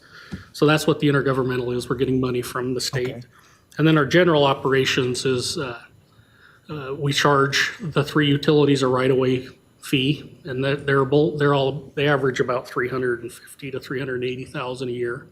And so the majority of that general operations is that right-of-way fees that we charge. We also have accident reimbursements that we get through there. We have a program where new developers, we're requiring them to put a seal coat on their new developments the first 3 years or 2 years. And so we gather that money, and then we apply the seal coat for them. So those are just some of the catch-all little revenues that we get. Got it, thank you. So here's a breakdown of our expenditures. So personnel, you can see this includes our new positions. Operation and maintenance is up. Debt services are up a little. Our interfunds are up a little. So this year's a little tricky on our budget. Last year, we had a lot of one-time money. So we got money to build a signal at South Valley and Bannock Highway. We got money to buy simulators. We got money for other things. So we've stripped that out from last year. So it looks like we've went down by, 1.7 million or whatever. But that's just because we stripped that one-time money out. And so our flat before the one-time monies would have been about 1,157,000, but based on our capital replacement plan, we're only planning on spending 980 on that this year. And that does not include the street sweeper, the additional street sweeper. That'll come on the next slide. Tom, Yes. Brent? Yeah. So debt services, do you have debt? And what does that mean? So that's like financing for our equipment, stuff like that. That's usually what that all covers. So we lease some of our equipment that we've determined that it just doesn't make sense for us to own it. It depreciates faster than you can pay it off, basically. And so these are the leases for some of our equipment. We don't do that on all of them. There's just the strategic ones that we do, our road grader, our backhoe, our loader. They have basically a 7-year lifespan. We have a 5-year lease program where we pay X amount, and then we have the opportunity to buy it at the end, which we don't usually. We just redo that. Well, we end up spending about half as much for that 5-year as what it would cost to buy it. And if you if you were to buy it, then at 7 years, it's like worth $20,000 to $30,000. And so it's just been our observation that it makes more money to, or make more sense to So those lease are it. lease payments? Okay, thank you. Sorry, that was a long, It's more than eye candy. all right, so we're gonna talk about overtime and on-call. So what we've done is, our call-out line is usually our most expensive line that we have. And that's like in the middle of the night when you get a snowstorm and you call people out, that's where that comes from. So we have adjusted those to make it a little more evenly. We've taken 11,000 out of overtime and 8,000 out of our on-call and moved 19,000 to just better distribute that. Now, one thing to recognize on this is this does not include comp time. So a lot of our folks take comp time instead of overtime. And so that's why the numbers are low, but it's actually pretty close to spending our whole budget. It's just not shown as a dollar figure, but we still need to budget for that. And you'll see that on the street department, or sanitation and fleet as well, so. Is there any questions on that? Because that's a little confusing, I know. Okay, so here's our expenses over the 3%. So you can see with the new positions, that's over our 3%. Operation and maintenance is, there's no additional over that. Debt service, there's no additional over that. Interfunds, there's no additional over that. The street sweeper, the additional street sweeper, we have 980,000 currently budgeted for capital, and we want to add an additional 350,000 from that out of our reserve account so that we can get additional sweeper. So that'll bring our capital up to 1,330,000. Does that make sense? And then for our capital infrastructure, this is basically our paving budget as well as our professional services, our ADA ramps that roll into that. So we're asking for the additional $1 million from that. So like I said, we do have a large reserve amount. We want to spend that down. We want to, be able to put that stuff on the pavement and start, improving as much as we can. So the difference between our expenditures and our revenues is going to be about $510,000 more than our revenues. And we're asking that just come out of our reserve account to cover the street sweeper. And then if we take all of our revenues plus what we project with moving forward, we're about $150,000 short to getting our $1 million paving budgets. We're asking for that 150 out of reserves to make that happen. That all makes sense? I know it's a little confusing, so stop me anytime. These are a portion of our 5-year plan. So we've put 50,000 a year into new, we call them light vehicles, but it's like, 1 ton, 3/4 ton trucks. Our heavy equipment, we basically just increase that by 3% every year. It's definitely not sustainable, but we're hoping it'll turn around as we're seeing inflation numbers really high. And then our capital infrastructure, it's the same thing. We do a 3% increase on that every year. You can see that the one-time monies in '23 kind of skewed the numbers. Okay, well, do you have any questions? That's pretty much all I got. Council President Cheatham. There's been a problem with availability of equipment. We've talked quite a bit, especially in trucks, about the availability from time of order to time of delivery. Are you seeing any improvement there?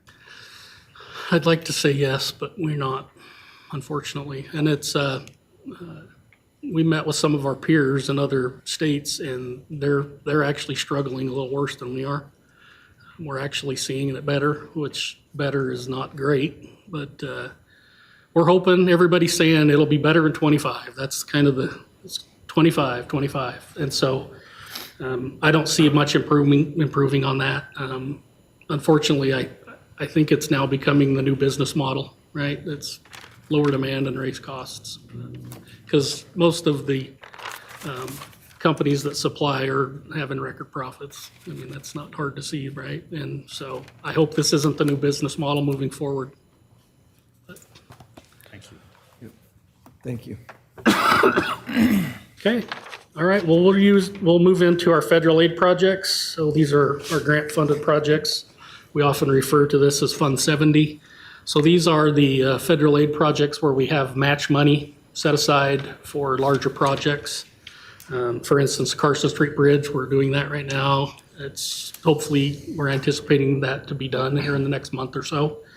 Hawthorne and Quinn, construction's underway on that. We're looking at probably a little bit of a delay getting some light poles, so that might stretch out a little longer than what we'd hoped, but it'll be done hopefully before October or sometime in October. So I've just kind of given you a little bit of a layout of some of the projects that we've got planned.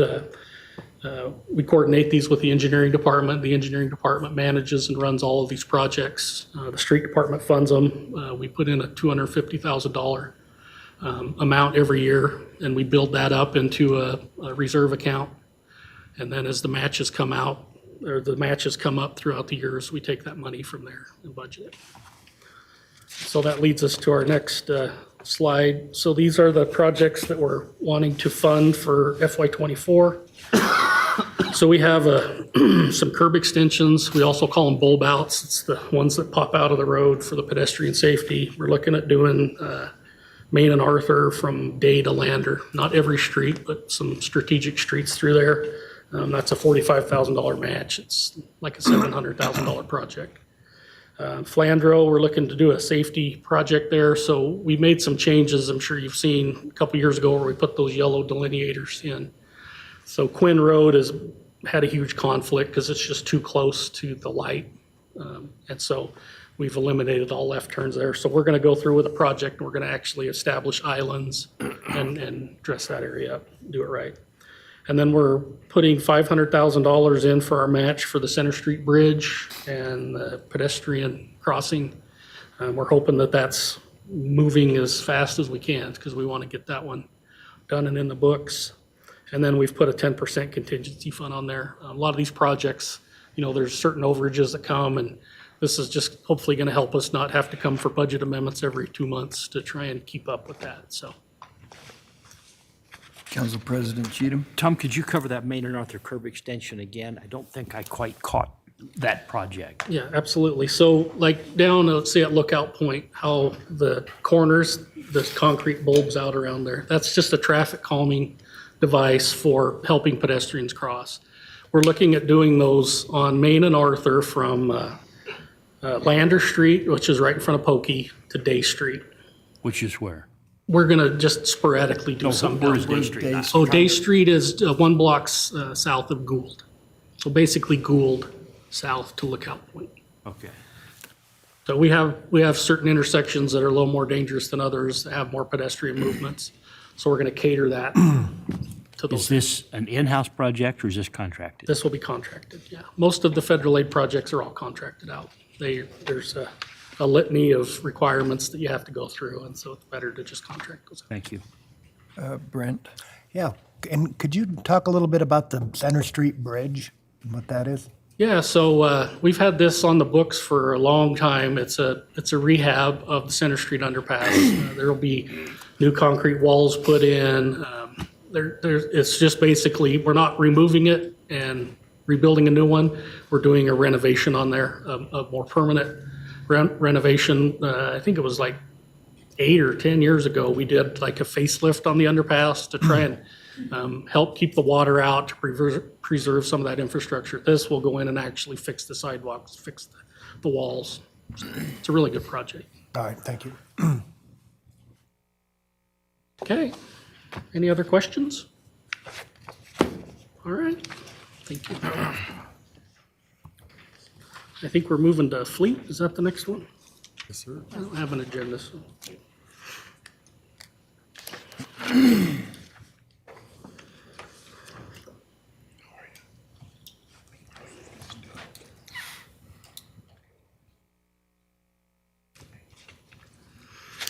All right, so I've got Teresa Caudill. She's our fleet manager with me today.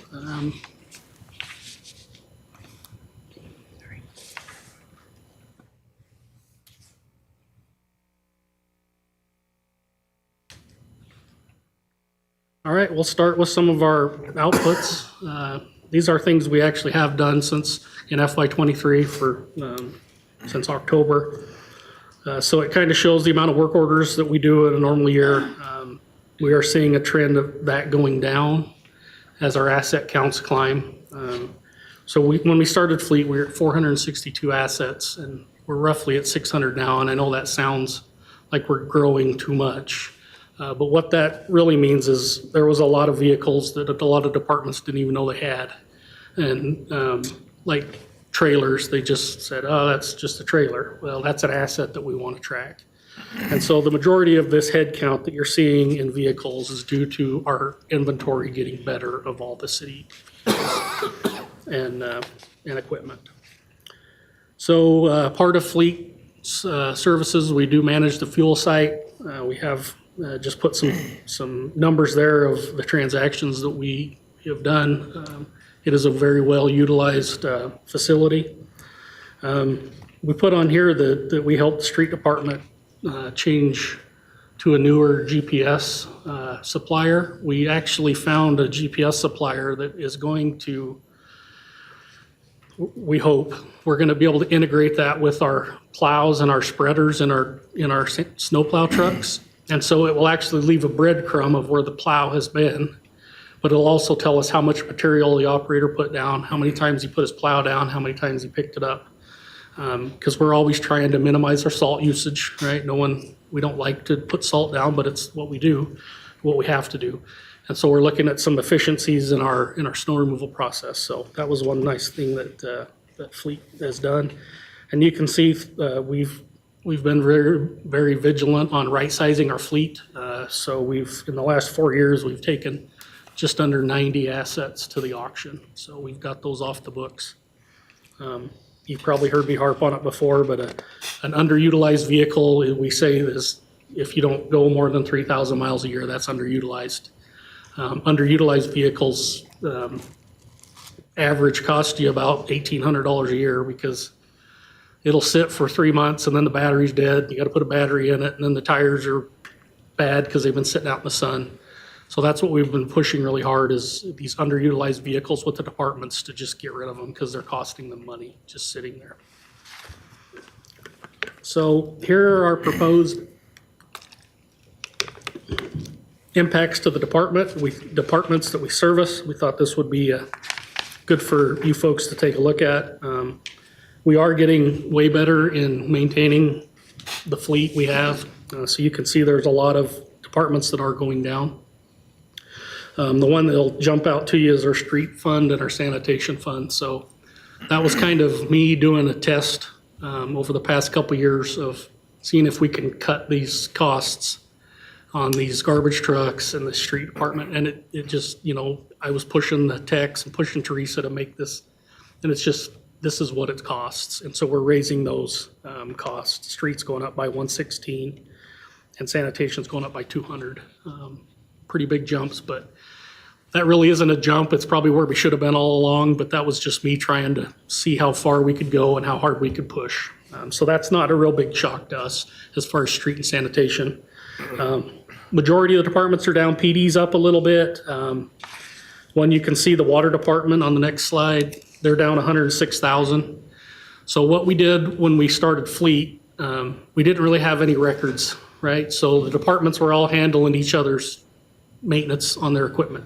So when we brought it together, we really didn't know what it was going to cost. So we determined to use what's called vehicle equivalents. And this goes back to the Army Corps of Engineers, how they staff bases in the middle of the ocean. So a sedan costs X amount a year to maintain. That's a 1. And so then we take that number and we see how much money we spent maintaining a garbage truck, right? And so it costs about 14 times as much to maintain a garbage truck as it does a normal sedan. So that garbage truck is a VEU of 14. Does that make sense how that calculation works? So then we said, okay, this is the amount of VEUs we have. We're going to charge X amount per VEU, and we're going to move forward. Well, now that we have more data and we have a better means of analyzing this information, what we've seen is we've been over forecasting these VEUs. So we're able to maintain our stuff a lot cheaper than what we thought we were going to. So what we took for this budget year is we took the last 3 years amount that each department has spent on parts all their fleet costs, and we average that over the 3 years, and that's what sets their fleet costs for this year. And so we're hoping that's a better way to track this. We're always looking for a better way to make this more efficient, but we think for right now, that's really good. And so you can see for some, it dropped a lot. The water department's a good example. They have a very robust capital improvement plan. They have a really nice fleet. So instead of, a VEU of a dump truck of a 10, because their stuff is so well planned out, they're getting the replacements, their VEU for a truck may only be a 6. And so it saves them a lot of money there. So those are kind of the impacts to the departments, if anyone's got any questions. Mr. Mayor. Yes, Council President. These budgeted amounts, that is strictly repairs and maintenance on those vehicles, not fuel? That is not fuel. So what this is to manage the fleet and repairs. So we have a standard transfer that all departments pay into for administration, and then the asset management program. That's what we track all the repairs on. And then we charge them by the hour and by the part as we repair their vehicles throughout the year. Follow up. I see in the expense thing we get each month, a lot of stuff going outside of fleet for repair. Is there any way we can absorb more of that than what we've done in the past? Yeah, so that's a sticking point with me, as Teresa could attest to. We don't like sending anything out. We want to do everything in-house. We just got done rebuilding an engine. We rebuilt transmission and a garbage truck. Some of the stuff, though, is becoming so specialized that a lot of the dealers don't even have the diagnostic equipment for it yet. And so as we get these new vehicles and the emission standards are getting so high that it would cost us, $50,000 to get the diagnostic equipment, or every now and then we send one to the dealer to get it diagnosed. So a lot of the costs that we see on those is just diagnostic. We try not to let the outside shops fix anything. But it would just, buying this diagnostic equipment would just drive up costs horribly to everybody, right? Because it goes through, it's divvied up amongst everybody, but only a few departments are in that boat. One more. There was talk when the fleet was started about trying to standardize things like tires. Yet I see a lot of bills coming through from Commercial Tire and other tire dealers in our area. Is that a future program we may get into? So every vehicle that is in fleet that we manage comes from one supplier, one vendor. Our vendor is Commercial Tire. Some of the other departments that aren't in fleet can choose to use, whatever supplier they want. We encourage them to use Commercial Tire because we're able to use, there's a cooperative, it used to be called WISCA. The whole Northwest region goes out to bid for Bridgestone, Michelin, Goodyear. And so everybody in the Northwest can piggyback that price. And so when we go to the tire stores, we say we want the WISCA contract price, and it'll knock a good $100, $150 off, like a sanitation truck tire. But when you see those reports, we've got those broken down for like PD has their own, so they can track it better. Well, PD's looped in. Sanitation has their own because sanitation we chew through tires like you wouldn't believe, all the turning and all that. So there's a couple of different ways that it's billed, but it's all coming from the one supplier. And yeah, we are definitely trying our best to standardize everything we can. We're working, one of the things that we also do in fleet is we do the majority of the purchasing. And so we're encouraging everyone to try and, stick to one style of truck. It doesn't have to necessarily be the same brand, but one that has the same, half tons use a certain tire, 3/4 tons use a certain tire. And so one of the pushes that we're pushing for right now is to try and get everybody to start buying 3/4 ton trucks. A half ton truck's pretty useless to most departments because you can't hook a trailer onto it. And I'm talking to like the utilities and like Parks and Rec, you heard they need more 3/4 tons. They really don't cost that much more anymore. The difference between a half ton and 3/4 tons like $1,000. And our fuel mileage, we just get horrible fuel mileage on whatever we have because it's so much stopping. But yeah, we're working on that every day. What departments are not in the fleet program that maybe we should bring in? So what we left out of fleet was PRT, Regional Transit. They have a lot of federal funds, and it would have been kind of tricky to mix those funds together. When they built their new facility, they built it with a shop there. They have a good crew that maintains their stuff nice. So they're kind of out. The airport does their own maintenance. That one's just kind of a logistics issue. You know, it's hard to get a 24-foot wide plow to our facility. And they have a great maintenance crew out there as well. The wintertime, it should be pretty easy. They just push the Yeah, snow. we encourage them, come on down, just take one for us. Water pollution control does not right now. What they have out there is they need technicians on site. They maintain their generators, their pumps, and there are other things that they need to do business every day. And so when they're not working on them, they service their vehicles. And so it really doesn't make sense to take people from them to go do fleet stuff, and then we have to go out to fix their generators and their pumps. It's because everything's kind of localized right there.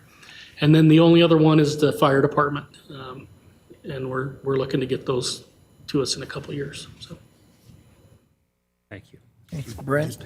Okay. Oh, we got Scott.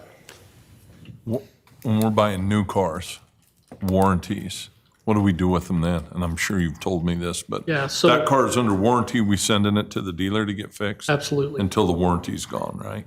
What we're seeing a lot of times though is we fight, Teresa fights with the dealers a lot. Something will go in for warranty and they'll try and charge us for it. And it's like, well, it's under warranty, and it turns into this big dispute, warranty, what is and what isn't covered. That's why, and she can attest to this, I want our guys to be the warranty, you know what I mean? But if it comes with the vehicle, we're definitely taking advantage of that. Is there a way that we could do the warranty work and get reimbursed by? Yeah, there's a process you have to go through to get certified. We just haven't went down that road yet. But we're looking at that. Okay. So some of our objectives moving forward, we want to add an additional $25,000 to our budget for infrastructure needs, right? Not every bay has a lift to lift vehicles up. That's one thing that cuts repair costs exponentially, is not having to jack it up and crawl underneath. It takes a lot longer. And this is also for diagnostic equipment. So the stuff that every day, it's kind of interesting anymore. You don't start working on a vehicle nowadays with a hammer and a screwdriver. You go to your laptop first. They're just so technologically advanced right now that it's just unbelievable. And our diagnostic equipment is just pivotal to that. You know, some of the stuff we can't get. The dealers are the only ones that have it. They do that for a reason. But this is the stuff that we use on 99% of our vehicles. And then we're asking for an additional $10,000 for our alternative vehicles. Teresa and I sat through a class the other day about hybrids, and I think it scared the heck out of both of us, the steps you have to go through to maintain a hybrid. They operate at such high amperage that, it can kill you if you do the wrong thing. So we're, you have to have special gloves that have to be certified. You have to wear certain kind of shoes. You have to have certain kind of meters before you could even touch the car. You have to make sure that the power is discharged adequately so you can work on it. And so we see this being an obstacle moving forward. We do have a lot of hybrids in the police department, which are working out really well. They're saving fuel. Hybrids are a great option for alternative vehicles, but they do have a little bit different maintenance strategies that you need on those. Fleet services is kind of the same as we talked before. Our numbers don't include our comp time hours, so we're right about where we want to be, just under about 100% of our usage for a year. So we feel like that's pretty dialed in where it's at. So fleet's kind of a special animal, right? We charge for the service we provide, right? So our revenue and our expenditures have to match. So we build fleet kind of backwards. So we can go to the next slide first. So these are our expenditures. Personnel costs are going up. Our operation of the maintenance, that's our parts lines. Parts are just going crazy. They're almost as bad as buying vehicles. Our interfund went up, and so we set our expenditures at, $2.2 million. And so then if we go back, we've set our total revenue that we need for the 2,200,000, and then we divvy it up that way. So then we have the fixed transfers. That's what everybody pays into fleet for the administration and the analytics part of it. And then the 1.8 is parts and labor as they're fixed, as the vehicles are maintained. So I kind of talked about this on the last slide. The wages are up, parts are up, and the interfunds are up. So that just kind of, they're over 3%. So we just wanted to call that out again.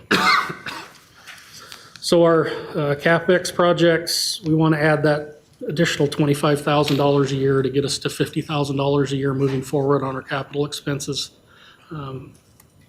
We see that that's a pretty robust program to where we can maintain all of our lifts, maintain our diagnostics. There's a lot of tools that the departments buy because it benefits every department.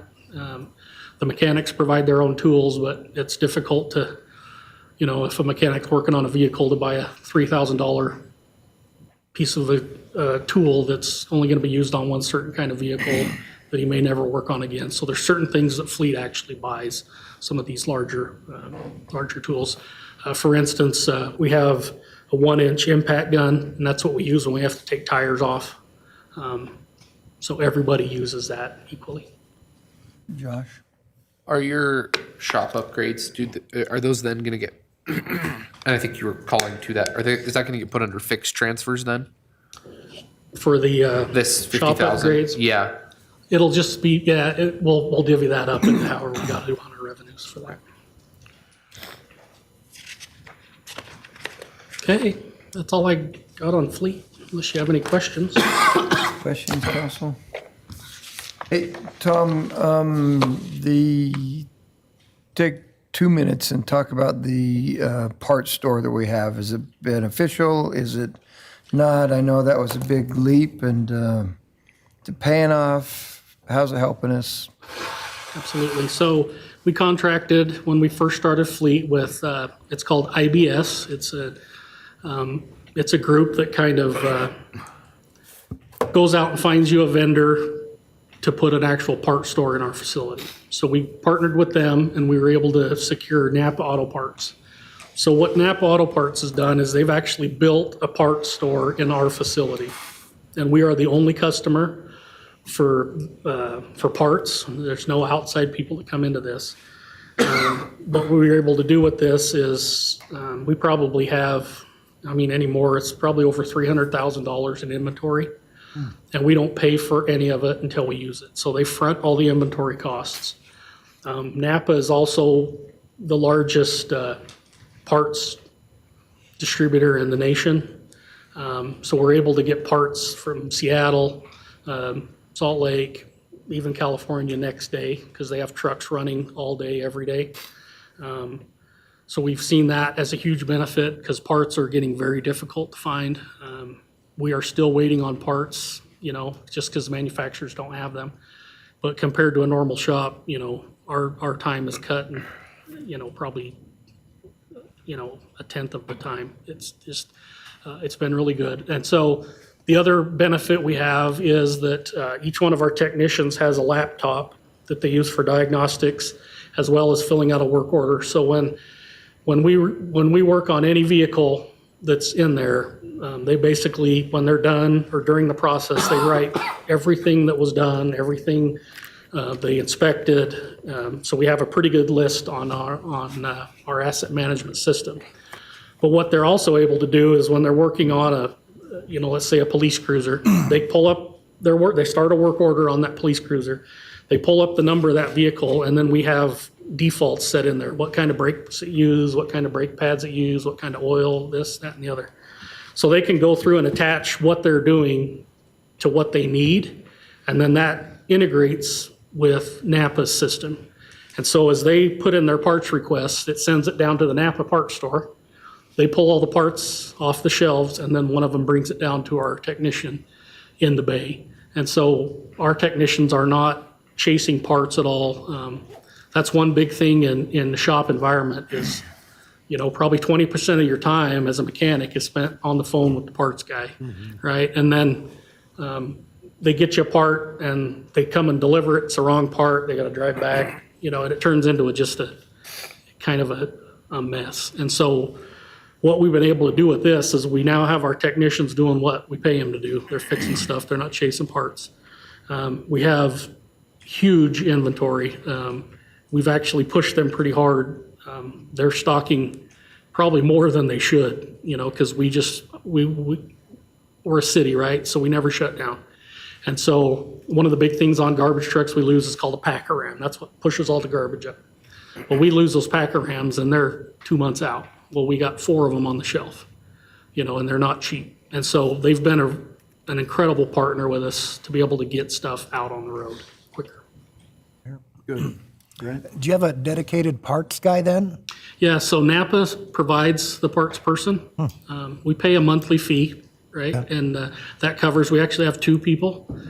So one of them's able to go get parts from other locations if we need to. What also has been helpful is we're getting to where all the departments are buying everything through the Napa store. So if we need, you know, if we got to go do a repair on something and we need 15 bags of post mix, we'll do that through Napa. They'll send their person out there to get them and deliver them to us. So our operators aren't out there shopping. So we've been able to utilize them for a lot of things. Cool, good. Thank you. Do you mind if we jump to fuel while Teresa's up here? Would that be your problem? My goodness, yeah, who's in charge? Yeah. You got it. Thank you for that.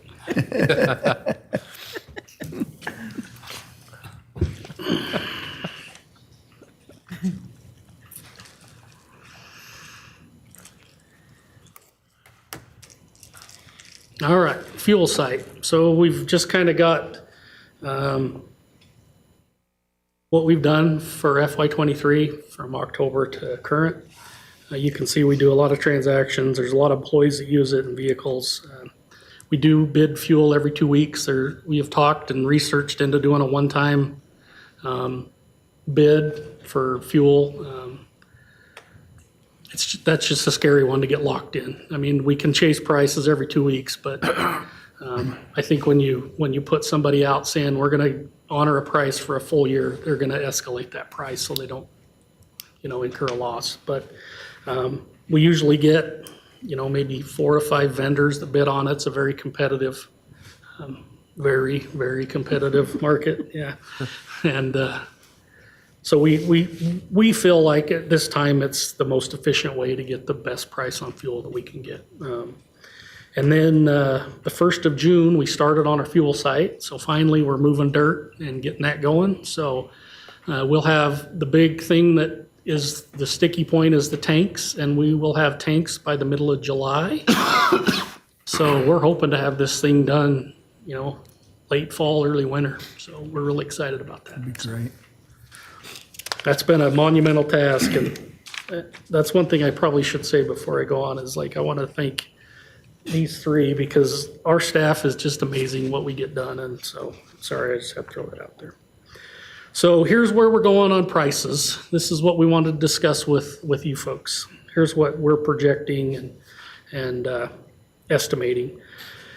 So our base price for 24 is we're looking at unleaded being about $2.70 a gallon and diesel's $2.88. Now that doesn't mimic what you see at the pump, but we're able to get incredibly good prices as we go through bulk. We've seen that in the past that on diesel, sometimes it's $1, almost $1.50 we can get better on diesel prices.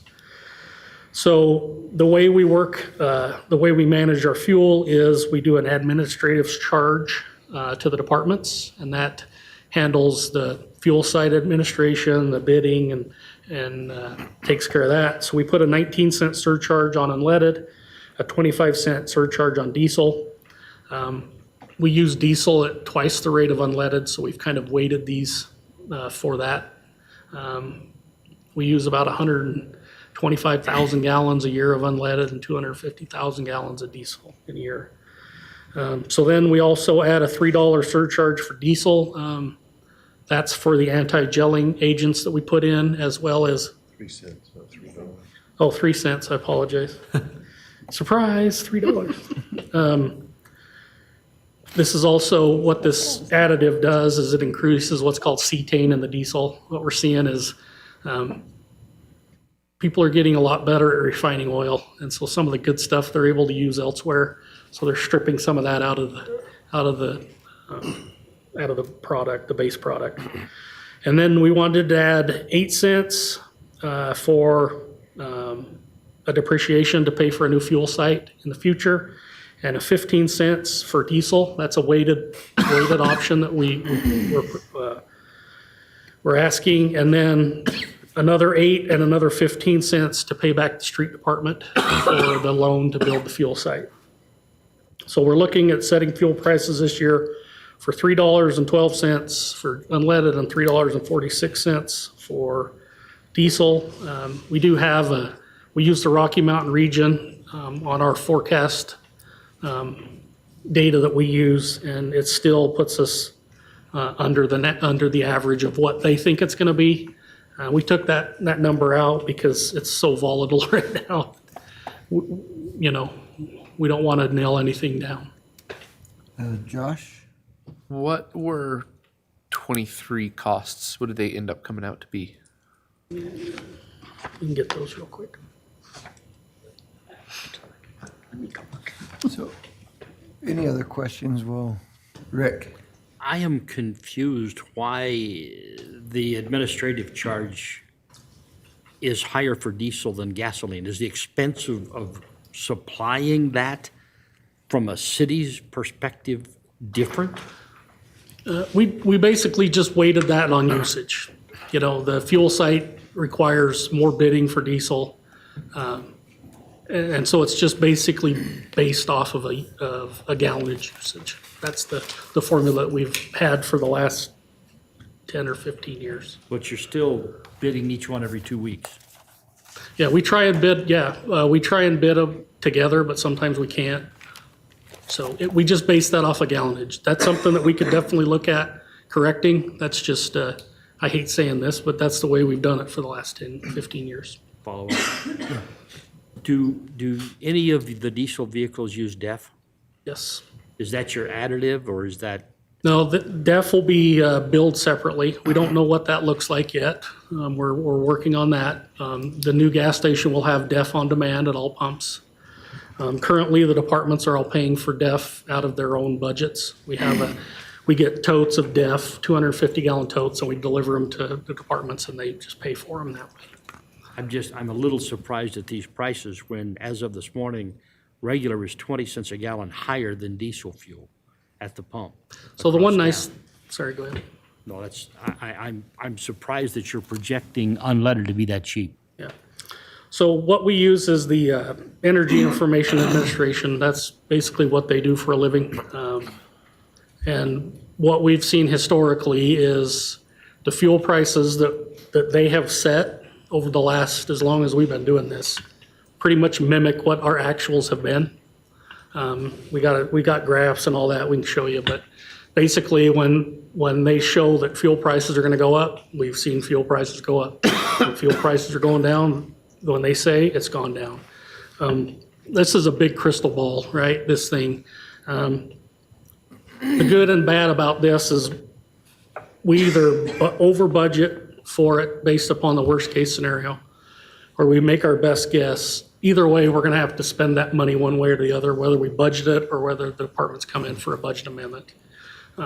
So I think the way we've kind of built this is we're going to spend what we're going to spend, unfortunately, right? Because we have no control over these prices. So what we're throwing out is our best estimate based upon the information that we have, knowing that this is a complete throwing a dart with a blindfold on.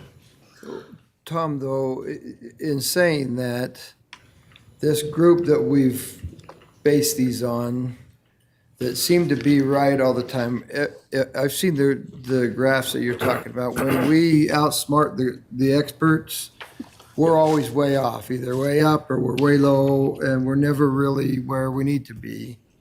Yeah. If I remember the graphs right, but Yeah. every time we've followed what their recommendation is, because I'm with Rick, it doesn't make any sense to me right now as I'm looking at it, but that's today, not Yeah. over the years. And so if I remember right, and Yeah, it's scary for us too to bring these numbers, but that's what we're getting from the experts that we rely on. I know you probably can't see it, but this is what we've budgeted, this orange line, and then this is, the blue line is what the EIA has projected, and this gray line is what we actually spent. I mean, they're just, it's right on the money.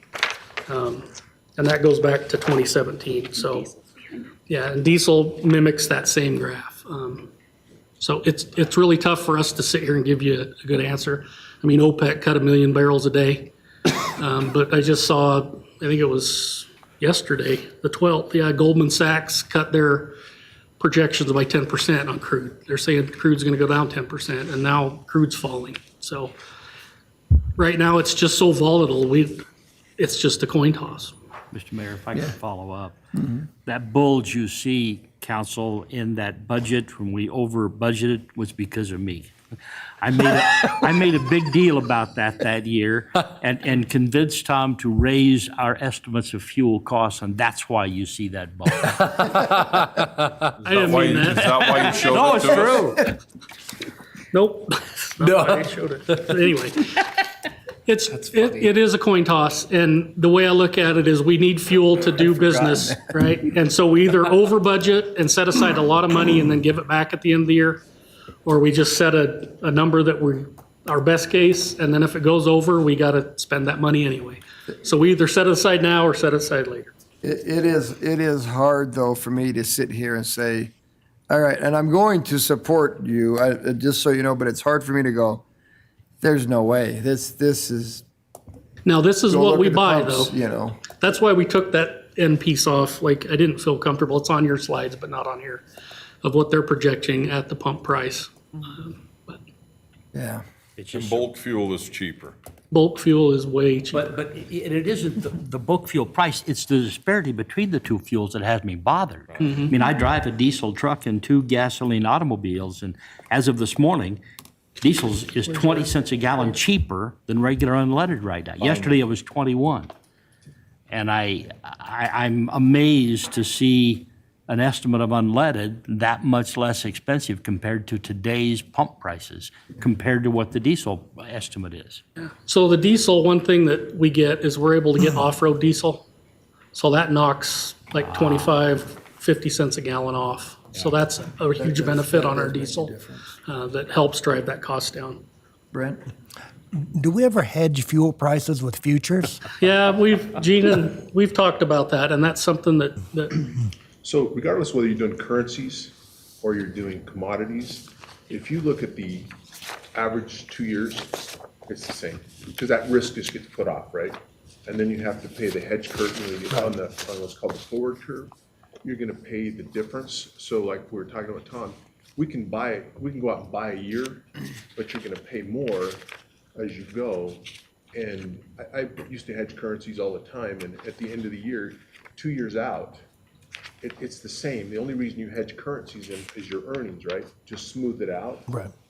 Same's true here. We could hedge it and smooth it, but the end 2 years, it's gonna be the same. Right, okay.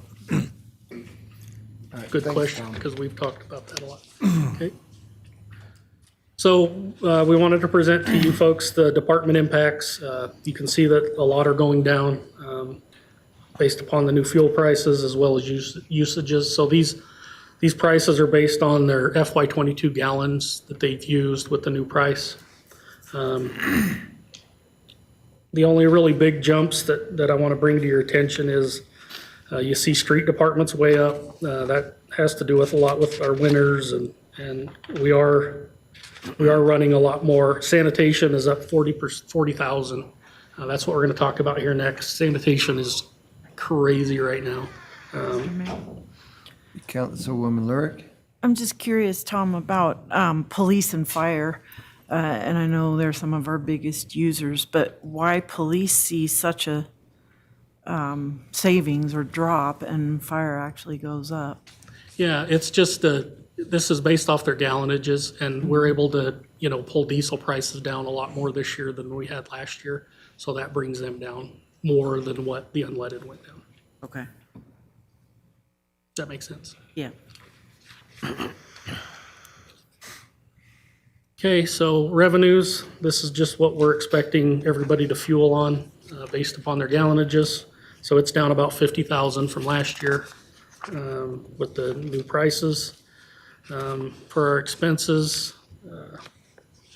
pretty much the same. We did have a jump in our interfund charge a little bit. And then our capital improvements, we had set aside $48,000 a year into repairs, but majority of it was to start saving for a new fuel site.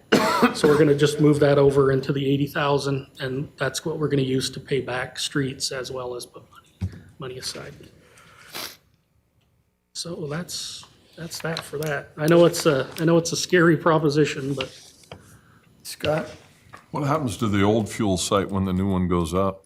so that's a fun story too. So that was built 30 years ago, and it actually, there was a deal made between the city and ISU. ISU owns the property, and we put the assets in the ground. And then it was agreed that ISU would be able to use the site. They'd still pay their portion, but they would be able to use it. So ISU has opted not to use it. They've built their own fuel sites. So basically, we have a fuel site on property that we don't own. The nice part is our tanks are fiberglass, and they're at the end of their lifespan. So what we'll do with the old fuel site is we'll go in, we'll dig out the old fuel tanks.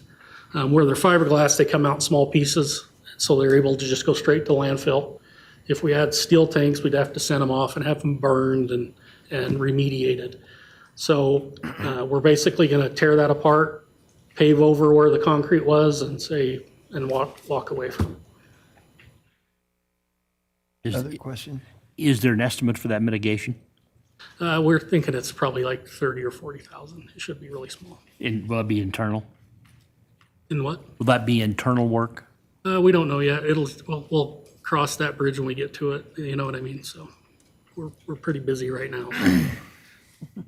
Well, when it's Plus, we're raining, building a pickleball court and cemetery roads. I need to learn to shut my mouth. What's your eye candy? So I should have my You're mouth the only one closed. that's talked. Just say no, Tom. No, don't. Okay, Tom, did you need any direction on the fuel? Not a motion, but council, are you good with this number so Tom can put this into the budget the way it needs to be? Yes. I know it's scary. I get it. That's the best we could do. It is every year. Does Rick want a second bump to the graph with I've his name on proven it? I'm not going to get involved in that. Does he want a bump? Another nice thing to bring up is the Russia supply is increasing. That's what led to this big 10% forecast cut, is that Russia's recovering and they're getting more oil out. So the OPEC cut, the $1 million or the 1 million barrel a day cut, is a pretty small bump, really. It'll be, it'll hurt us for a month or so, but it should tame back down. Okay. Gene? One other thing I just want to mention too is that depreciation, that charge for that, we'll set that aside so that in the future, when they have to build another site, right, that money's set aside so they don't have to borrow the money from the street. You can oversee Will the that be next able to one. be used then for maintenance of pumps and equipment at the current site? We do have another maintenance line, sorry, Gene, Okay. that we'll use for that. Smart. Okay. Thank you. Okay. All right, well, we're gonna move to sanitation.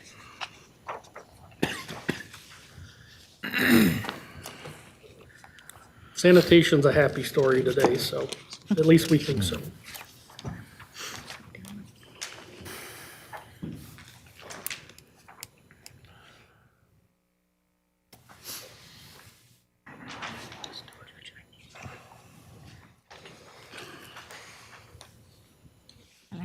stories.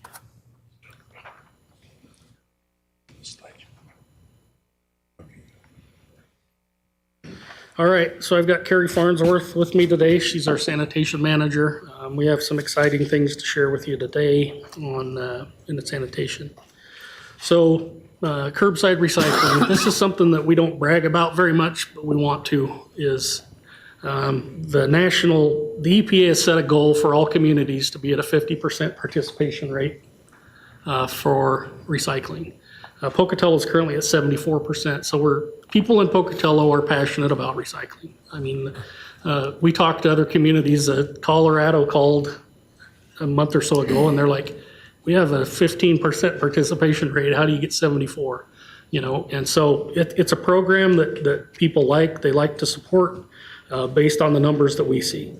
What we are diverting is about 11% from the landfill. So we take about 2,000 tons a year to the recycling center, and we that's about 10% of what we take to the landfill every year. So that's adding real estate into these landfills that are getting harder and harder and harder to build. You know, the real estate's just running out for these, and so anything we can do to mitigate that is going to lower our landfill costs in the future. One exciting thing that we did is we're switching and have switched to front load containers. We talked about this the other day when we were talking about the personnel stuff. That enables us to now have one truck or one person on a truck instead of two. And that has enabled us to start performing additional services to meet the higher demand. And then we're seeing about 11% increase in demand. I call it the Amazon effect. Everybody wants a second card if they don't have one, and our temp container services go through the roof.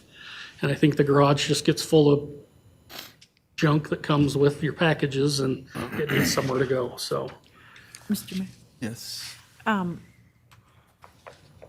seen on social media, and actually I think it's a friend of mine that started this conversation, but anyway, the idea of going to more frequent pickups every week instead of every 2 weeks. For recycling. For recycling. And I was just curious, you know, certainly there are some people that are, you know, avid participants that would have enough stuff. And that was kind of what the discussion on the thread was about, was whether you have enough, whether people feel they have enough for weekly pickups instead of every 2 weeks. But my question was what that would do to the cost. Would that be a good thing for us? Is it doable? Is it? So a little roundabout to get to that. The way we establish our routes and our services is based upon the weight of the truck. That's the be all end all. We're licensed to be about 52,000 pounds. And so we can't be over 52,000 pounds. Well, recycling is very light, but it's bulky, right? So as we dump garbage, we have a device in there called a packer that smashes it up. Well, when you smash recycling, it just springs back out. And so what we base these on is how much weight per truck per day. And so if the weights get over 52,000 pounds, that's when we start divvying out more trucks. The same is true with recycling. If we can't hold all of the recycling on a given day, that's when we start looking to add more trucks. We haven't seen the need to go to second day or an every week based upon the volume of materials that we're seeing. But that's something we watch every week is, because right now that's what we're going to talk about a little bit later with the new position request. We have our residential trucks are running about 60 right now, 60 tons. And so we need more trucks and people to even that out because the driver is the one that gets the ticket, right? And we're encouraging them to pick up more garbage and then get penalized for it, so. But that's kind of the driver we look at, and we really haven't seen that increase enough to warrant more pickups. I did have a question about that, whether, I mean, I think some people do, but I wouldn't say from what I've seen that most people do. But just a quick follow-up on this. When you were talking about packing it down and it springing back up, and I remember we had a conversation about this maybe a couple of years ago, but that it does make a difference to pack our stuff down. Yeah. When we're putting it, I've gotten into the habit with water bottles of trying to get the air out and crumple them as small as I can. And that does make a difference Absolutely. for people to do things like that. Yeah, because, I mean, if you look, you got a water bottle in the middle of a bunch and it pushes, it doesn't even really push on this. Right. You know, it just springs out. So anything that the citizens can do to minimize the size of that, that helps us a ton. Okay. Well, Tom, for those that want to be picked up once a week, they can get a second cart. Absolutely. and- Yeah. Yeah, so that it's was, And just deal with it another- that way. Yeah, Yeah. it's just another great cart point. in their yard, Yeah. so. good point. Yeah, that's easier. What he said. Oh, we're back to him being in charge? No. He's always been. No. All right, so this is kind of the same thing we did with the street department. We just put out our labor hours to kind of show you folks how we spend the money that we generate. We do quite a few things. Okay, so here's the fun part. We are proposing to not increase fees this year on garbage and recycling and commercial service, residential and everything.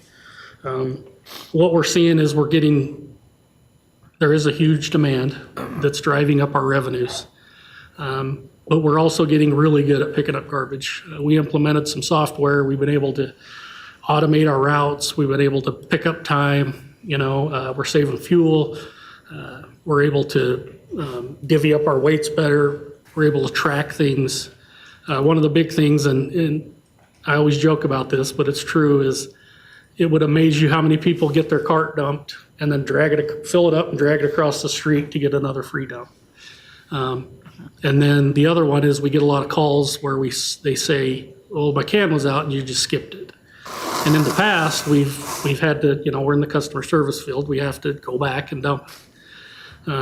This software that we got, what it enables us to do is each cart is geolocated to that house. So when they pull up to the house, it'll pop up on the screen that you're at, this person's house and he's supposed to have 2 carts, you dump them.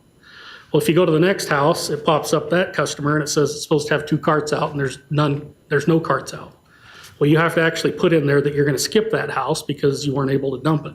Well, when you hit skip, it actually takes a picture of the front of the house and sends it back to the home office, right? And so you would not believe how much revenue that we have, or how much money we have saved on expenses by doing that. I mean, the phone rings all day with that and we're able to just say, well, we got a picture we can send you and okay, just charge me.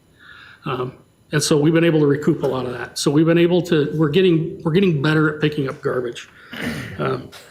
Linda? Just a quick question to your point about people, running their cart over to the other side of the street.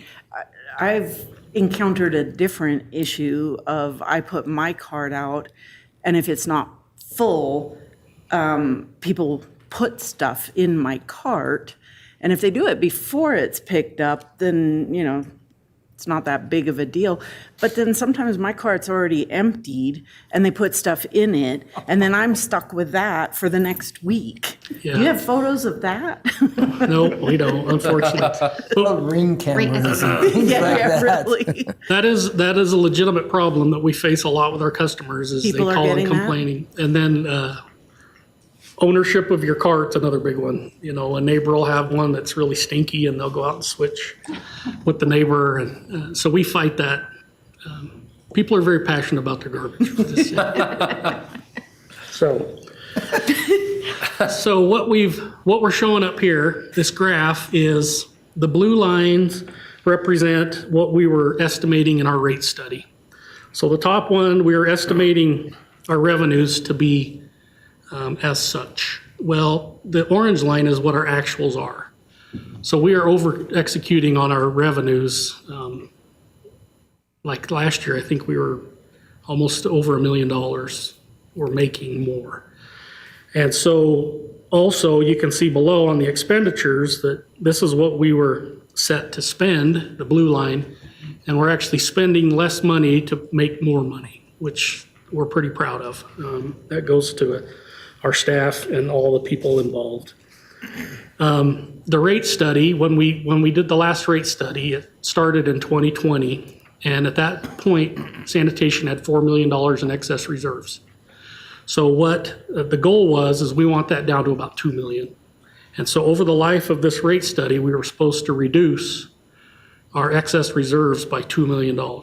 That's why you see some years there's a big jump in expenditures.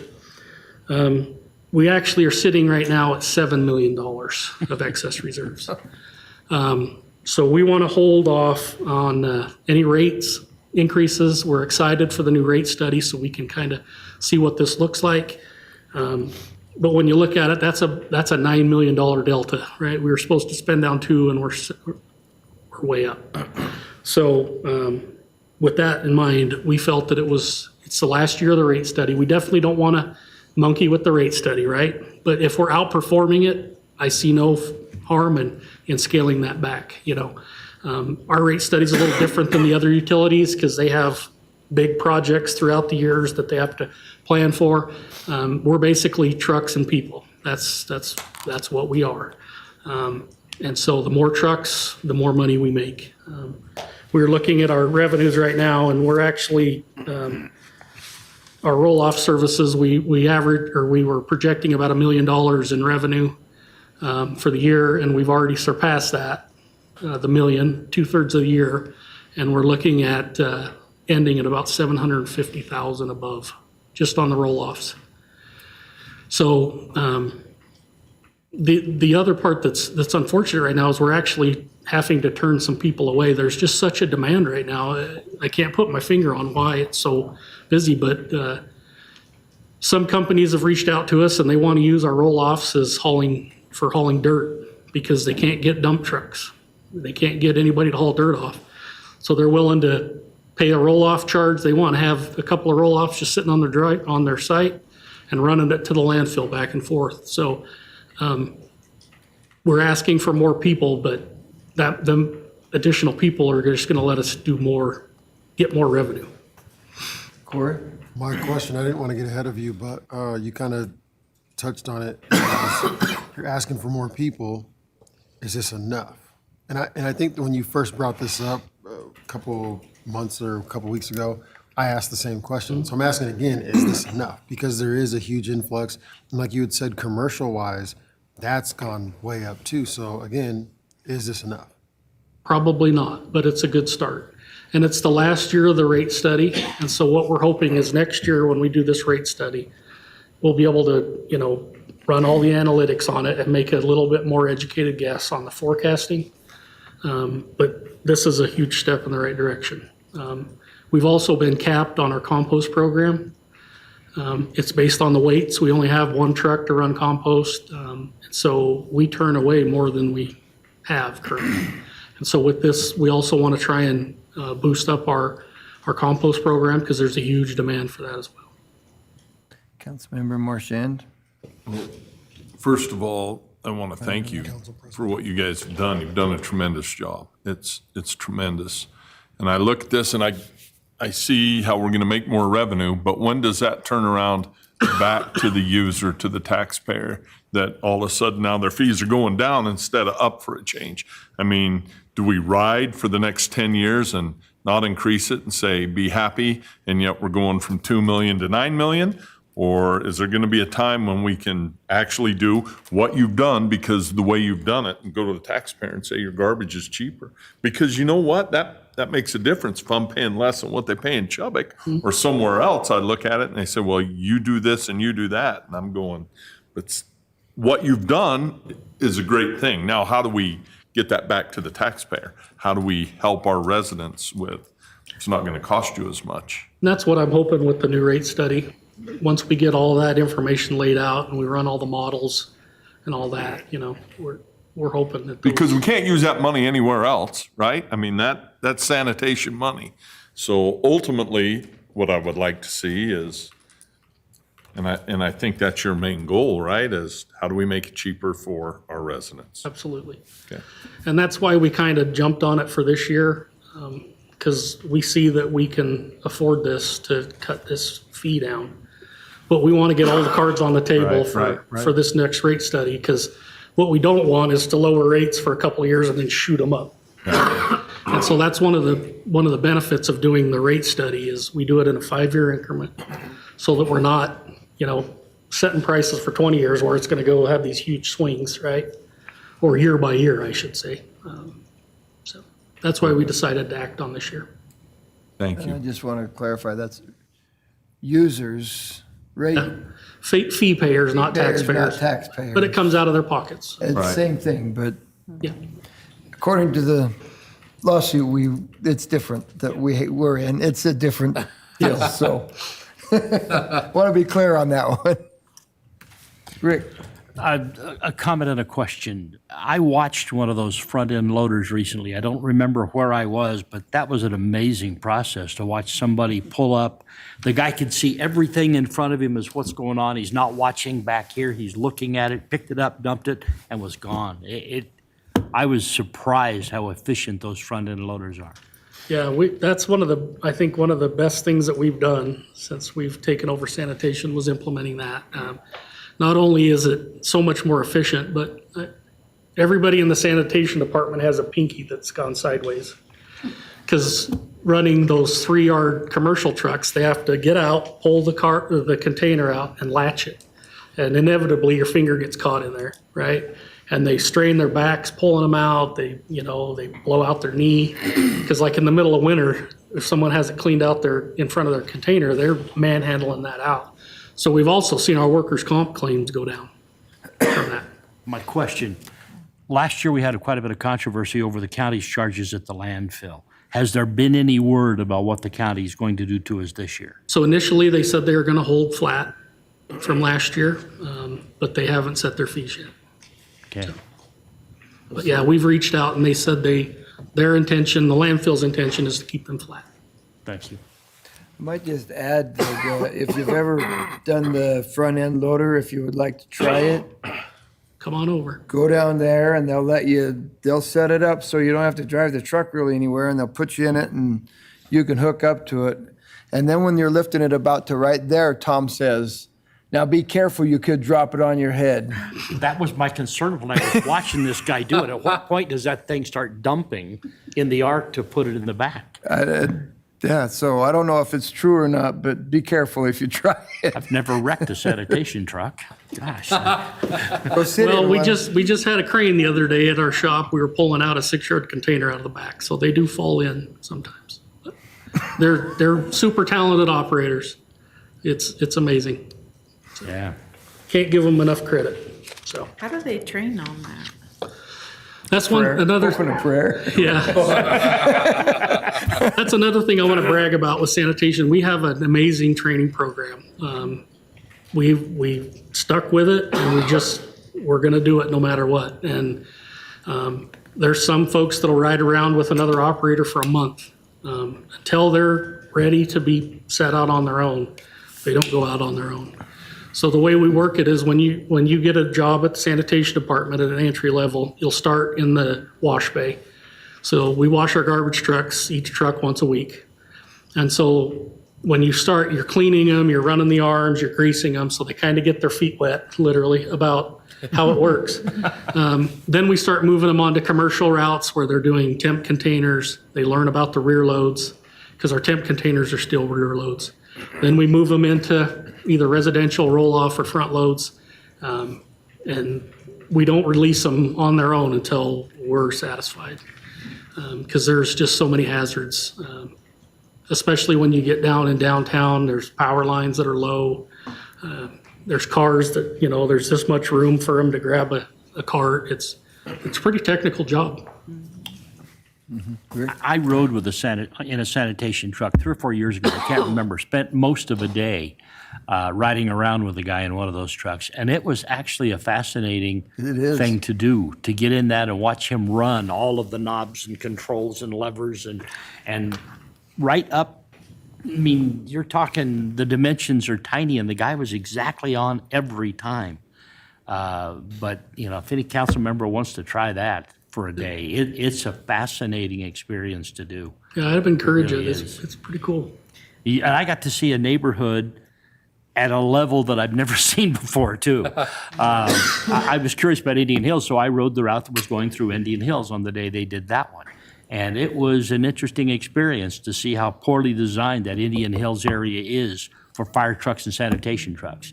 There was one street they had to back the truck down, pick up that side, then go in front the other way to pick up the other side, and then back the truck out because there was no way to turn that truck around. Fascinating how poorly laid out parts of our city are. But will you help us if we go on this ride, will you help us from not dumping on our heads? Absolutely. What's that? You don't get to run it. That's just a ride. We'll let you come play in the yard if you'd like. Yeah, absolutely. All right. So we kind of hashed this out. No fee increase. We're asking for 2 senior operators and 1 entry-level operator. This is pretty much self-sustaining. We've got the money. We're getting the revenues that we can cover this. I don't see the demand dropping anytime soon. I think we're just gonna keep moving forward on this. Josh? Do you have a lot of difficulty hiring for these positions? We do, in all 3 departments, in street, sanitation, and fleet. The big driver is the CDL. Yeah. It's hard to get people with CDLs nowadays. Not a lot of people want to get CDLs anymore, and so that's why we're pushing really hard to train our own folks. We get someone young and we get simulators. We're coming to council next week with the simulators that we've got. We can actually, they can't physically test for their CDL. They have to do that with a certified instructor through the state, but we can pretty much do everything else. We can do all the book work, they can drive on the simulator. And so that's our new focus of how we're gonna start moving forward, is we're just gonna make our operators. That's where I can wreck a sanitation trucks on a simulator. There you go. Okay, so here's our revenue. You can see it stayed the same from last year with no 3% increase, so that's pretty easy. You can see that our expenses are up, so we're asking that we take that money out of our reserve accounts to cover this year's increases, because we're still doing the same things we do every year, just with less revenue. The next one is our seasonal and overtime. The seasonal stuff, I should have talked about this with streets as well. We just have a heck of a time finding seasonals. It's kind of the lion's den between water, WPC, street, and sanitation, where, there's blood in the water. Whenever someone's applying, we're all trying to grab them, you know what I mean? And so we've just had horrible luck getting seasonal folks. We had one gentleman that started, and I think after 2 days, he says, "I'm not physically fit enough for this job, I quit." So it's hard work, and they say, I don't make enough money to do this, is the big thing. Like, when we get a non-CDL driver, there's only a certain amount of things we can do with these guys, right? Because they can't drive any of the big equipment. So they usually end up on traffic control, which means you stand there with a paddle all day, and they're just like, no way, I go work at McDonald's in the air conditioner for this. And so we've just had a really hard time with that. So I'm really excited about the increases that you're proposing for seasonal wages. That'll help us a lot. Corey? No, Marshall. Oh, Scott? You ever go out and hit ISU up, football players for? When I was in college and worked for the city, that's where everybody came from in the summer, right? You couldn't leave, but you could work, and 4 days a week, I would think they would be happy about that. Have we tried to recruit that at all, I guess? Yeah, HR has put together stuff where they've actually done some recruiting and stuff like that in different locations. We actually have reached out to like BYU, Idaho.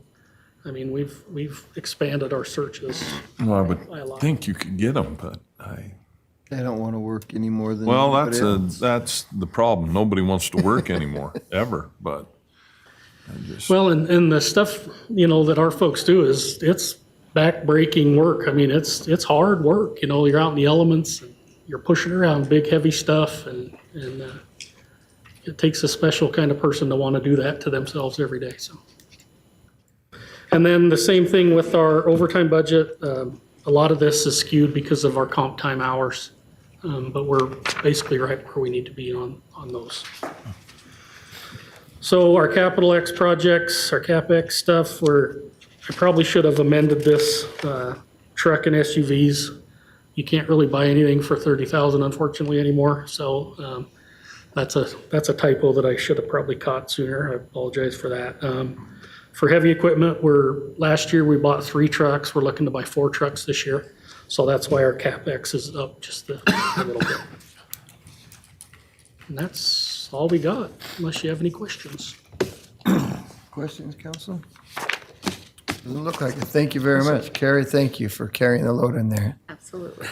Did a great job there. These 3 they're the brains. So we appreciate that. All right. No, you're right. What? We adjourn. I had something I wanted to- Okay, yeah, before we go anywhere, council, Gene told us yesterday that he would provide us with a sheet like this. Gene, you want to go over that and just kind of? Sure. Wrap it up a little bit, and then Brent has a.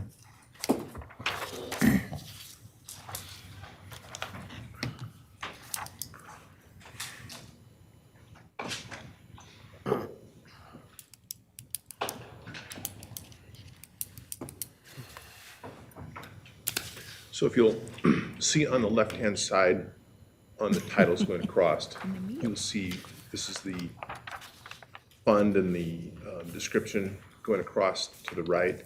It's revenues fiscal year budget, 23 budget, because obviously we don't have all the actuals yet. Then you have the fiscal year expenditures budgets for 24. Then you have the year-over-year change by percentage, then the year-over change by dollar, and then in this column you have the overage or the shortage of what they're asking for, what their budgets are. And then in the description, I need to add how they're going to cover that shortage. So in row 3 and 4, it's the revenues for the general fund. And then going down, we covered legal in this line yesterday. Then we covered the animal shelter. Today we covered ends with the parks and recs, just the admin side of it. Here's Tom's Street, excuse me, going across. Then we have recreation, the total recreation, so it's not broken out by zoo, et cetera. Just interrupt me if you have any questions, please. Cemetery, airport from yesterday, with the correction in the revenues, you'll see that the revenue in column, in the fiscal year revenue is the 18 there. And then we've got library, transit, zoo improvements. And then at the bottom, you'll see the liability insurance, fleet, fuel, workers' comp, and then sanitation down here. And as Tom, just as an example, you'll see that that's a big shortage, but Tom's gonna cover that out of his reserves. And so that the next thing I'll do is we'll add a column for, and tell me if this makes sense, we'll add CapEx or the need with an explanation of how they're going to fund it. So tomorrow, we'll just continue to add the departments as they present and the information. Is that helpful? Is that, council, is that helpful? Is that what you're looking for? It will be in the end. Yeah. Are you going to put that column for the CapEx with this report, or are you just going to hold on to that and then at the end give us that sheet Well, with all shoot, of those? If you're okay, I can do both, or I can just wait till the end. I'm open What for would you like to suggestions. do, council? Waiting to the end would be fine with End's me. fine. Okay, so why don't we wait till the end to get that CapEx? That way we'll probably want that. We'll end probably Thursday. If you can get that all prepared for Friday, email it, then the council can have a chance to look at it. And then also the sheet will have all of the, it does have the end in it, so you can see it, but I just didn't want to get ahead of the presentations Yeah, because I think that would be doing people a disservice. yeah. So tomorrow we'll get another sheet. Yes. That will be tomorrow's sheet. Yes, we'll Okay. add those on top of it. Perfect. Okay. Is that good, council? You good with that? Is there anything that you need him to add or would like him to add to this that would be helpful? Okay, this is kind of a little change that we made, so we want to It's a nice one. see if that works. Okay, perfect. Thank you. Thank you. Thank you, Gene. And then Brent, you had one thing before we adjourn. Yeah, and I'm not sure when's the appropriate time to get into all of this, but I wanted to follow up on Scott's comment about this recurring theme of all of this deferred maintenance that we have here and all these costs. I mean, at some point, I'd like to have an idea of just how big of a problem do we have? You know, how much money would it cost to get caught up on this deferred maintenance? And also, how much money should we be putting aside every year so we can get caught up on this? I'm not sure how we go about that, but it's definitely a recurring theme. that So has- I think that what you'll see after we go through the department budgets and everything like that, there's a couple weeks that you have an opportunity to consider all of this stuff, and then in a couple weeks, we come back for a tax solution to figure out what we're going to be able to fund, what we're not going to be able to fund, and at that point, it would be appropriate to have that discussion of what are we going to put. I don't know about getting a total cost of what it's going to, what the deferred maintenance really is out there, but I know that when we were putting that $1 million aside, we were using that $1 million. Everybody kind of held on and waited because we weren't sure how it was going to be used, but then once that started to happen, we started to get the things done. You know, the roof at City Hall was done. We've got some fire stations that were done. And some other things, and so I don't know about a total dollar amount, quite frankly, but probably when we're doing the tax solution will be the time to have that discussion. But would the department heads maybe at some point be able to tell us, you know, in their department, here are some problems that I've got? Oh, yeah. And I think they're doing that to a way, they're doing that now in their presentations. We found out what's about a $800,000 deficiency in parks, and if she were to dig deeper, I'll bet she could find another $800,000 somewhere that is in need, and we found out with a few other departments while they were giving their presentations of some, but they could probably do some. Council President, what are your thoughts? Well, it just, with following up on what Brent's saying, I think it would be advantageous for this council and the public to see a comprehensive list of the things that this city needs to accomplish in terms of maintenance, whether it's dollars or just projects. Just projects. Just an idea of where we're at and where we're going, and like the Carson Street Bridge, you know, that's one that's been put off a long time. And I guess we're done, almost done? Almost done with that project, but we've got a problem with the Gould Street Bridge. Yeah. Or Benton Street, rather. The Benton Street Bridge over, Gould, we have a problem with too. Well, yeah, but there's a lot of projects like that I think we need to know about and put them on a list. And I don't know what we can do about them, but at least we can be aware and know that there's things we need to do down the road. 'Cause I think Brent's exactly right, and the point Scott was making the other day. I think that we had a list of things a few years ago, and that list was like $30 or $40 million of deferred maintenance, and it didn't include a lot of this stuff that we're talking about here. I mean, literally, it's a matter of us funding that, but you're right. You got to have an idea of what it is out there in order to fund it, and This isn't just a Pocatello problem. This is No, an this Idaho is problem and a national problem of deferred maintenance, particularly on infrastructure.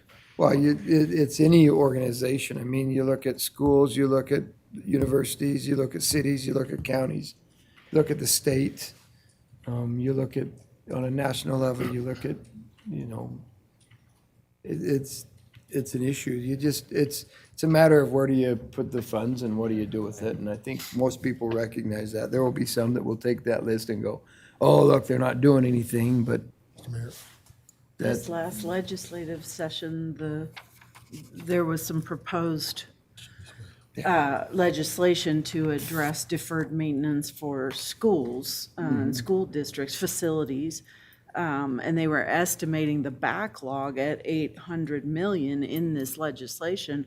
And everybody agreed that that was actually way underestimating the is. reality of it. And that's just school facilities alone. Yeah. So it's a problem everywhere. Well, look at let's just use Highland High School gymnasium, burned down.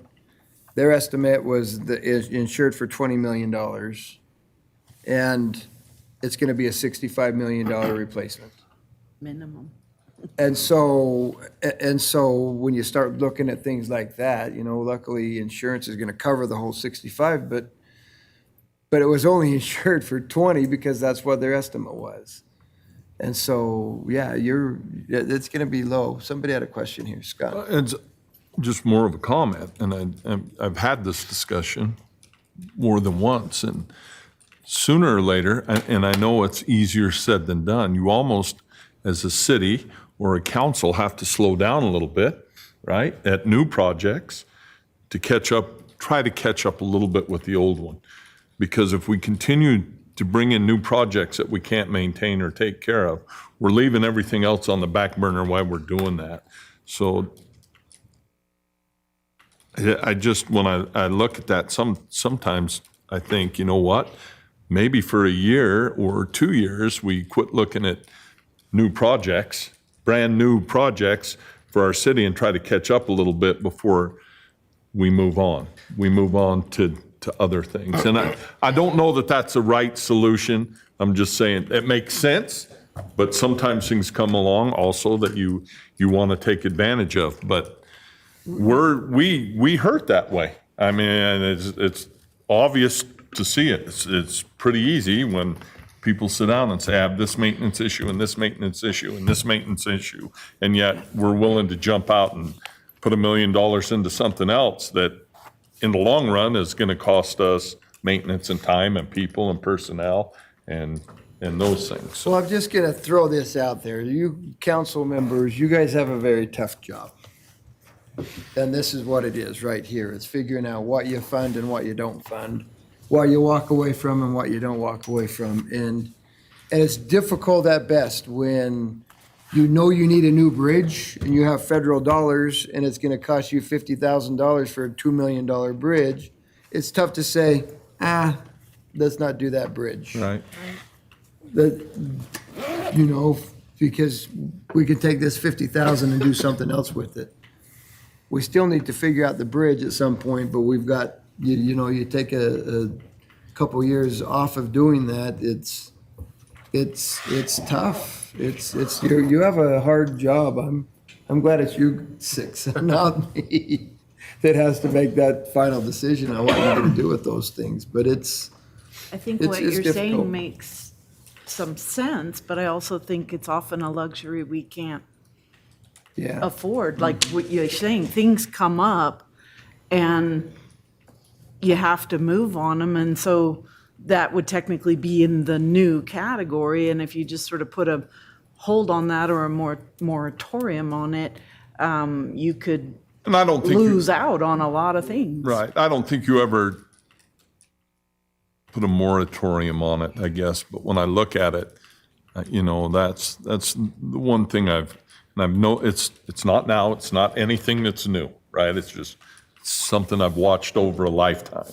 And we're not good at it. And neither is anybody else, just like you said, the school does. You get something new and you go, great, it's new, and there it is, and it's beautiful. And in 5 years, you're going, now, we didn't take very good care of it, or, it's new for a year, and it's not new after that. So that's just my 2 cents that I like to throw in every once in a while. Okay. Anything else, council? All right, thank you very much. It's always difficult. This budgeting stuff is a tough deal for everybody. But with that, thank you for being here, and thank you to the staff. And with that, we are adjourned.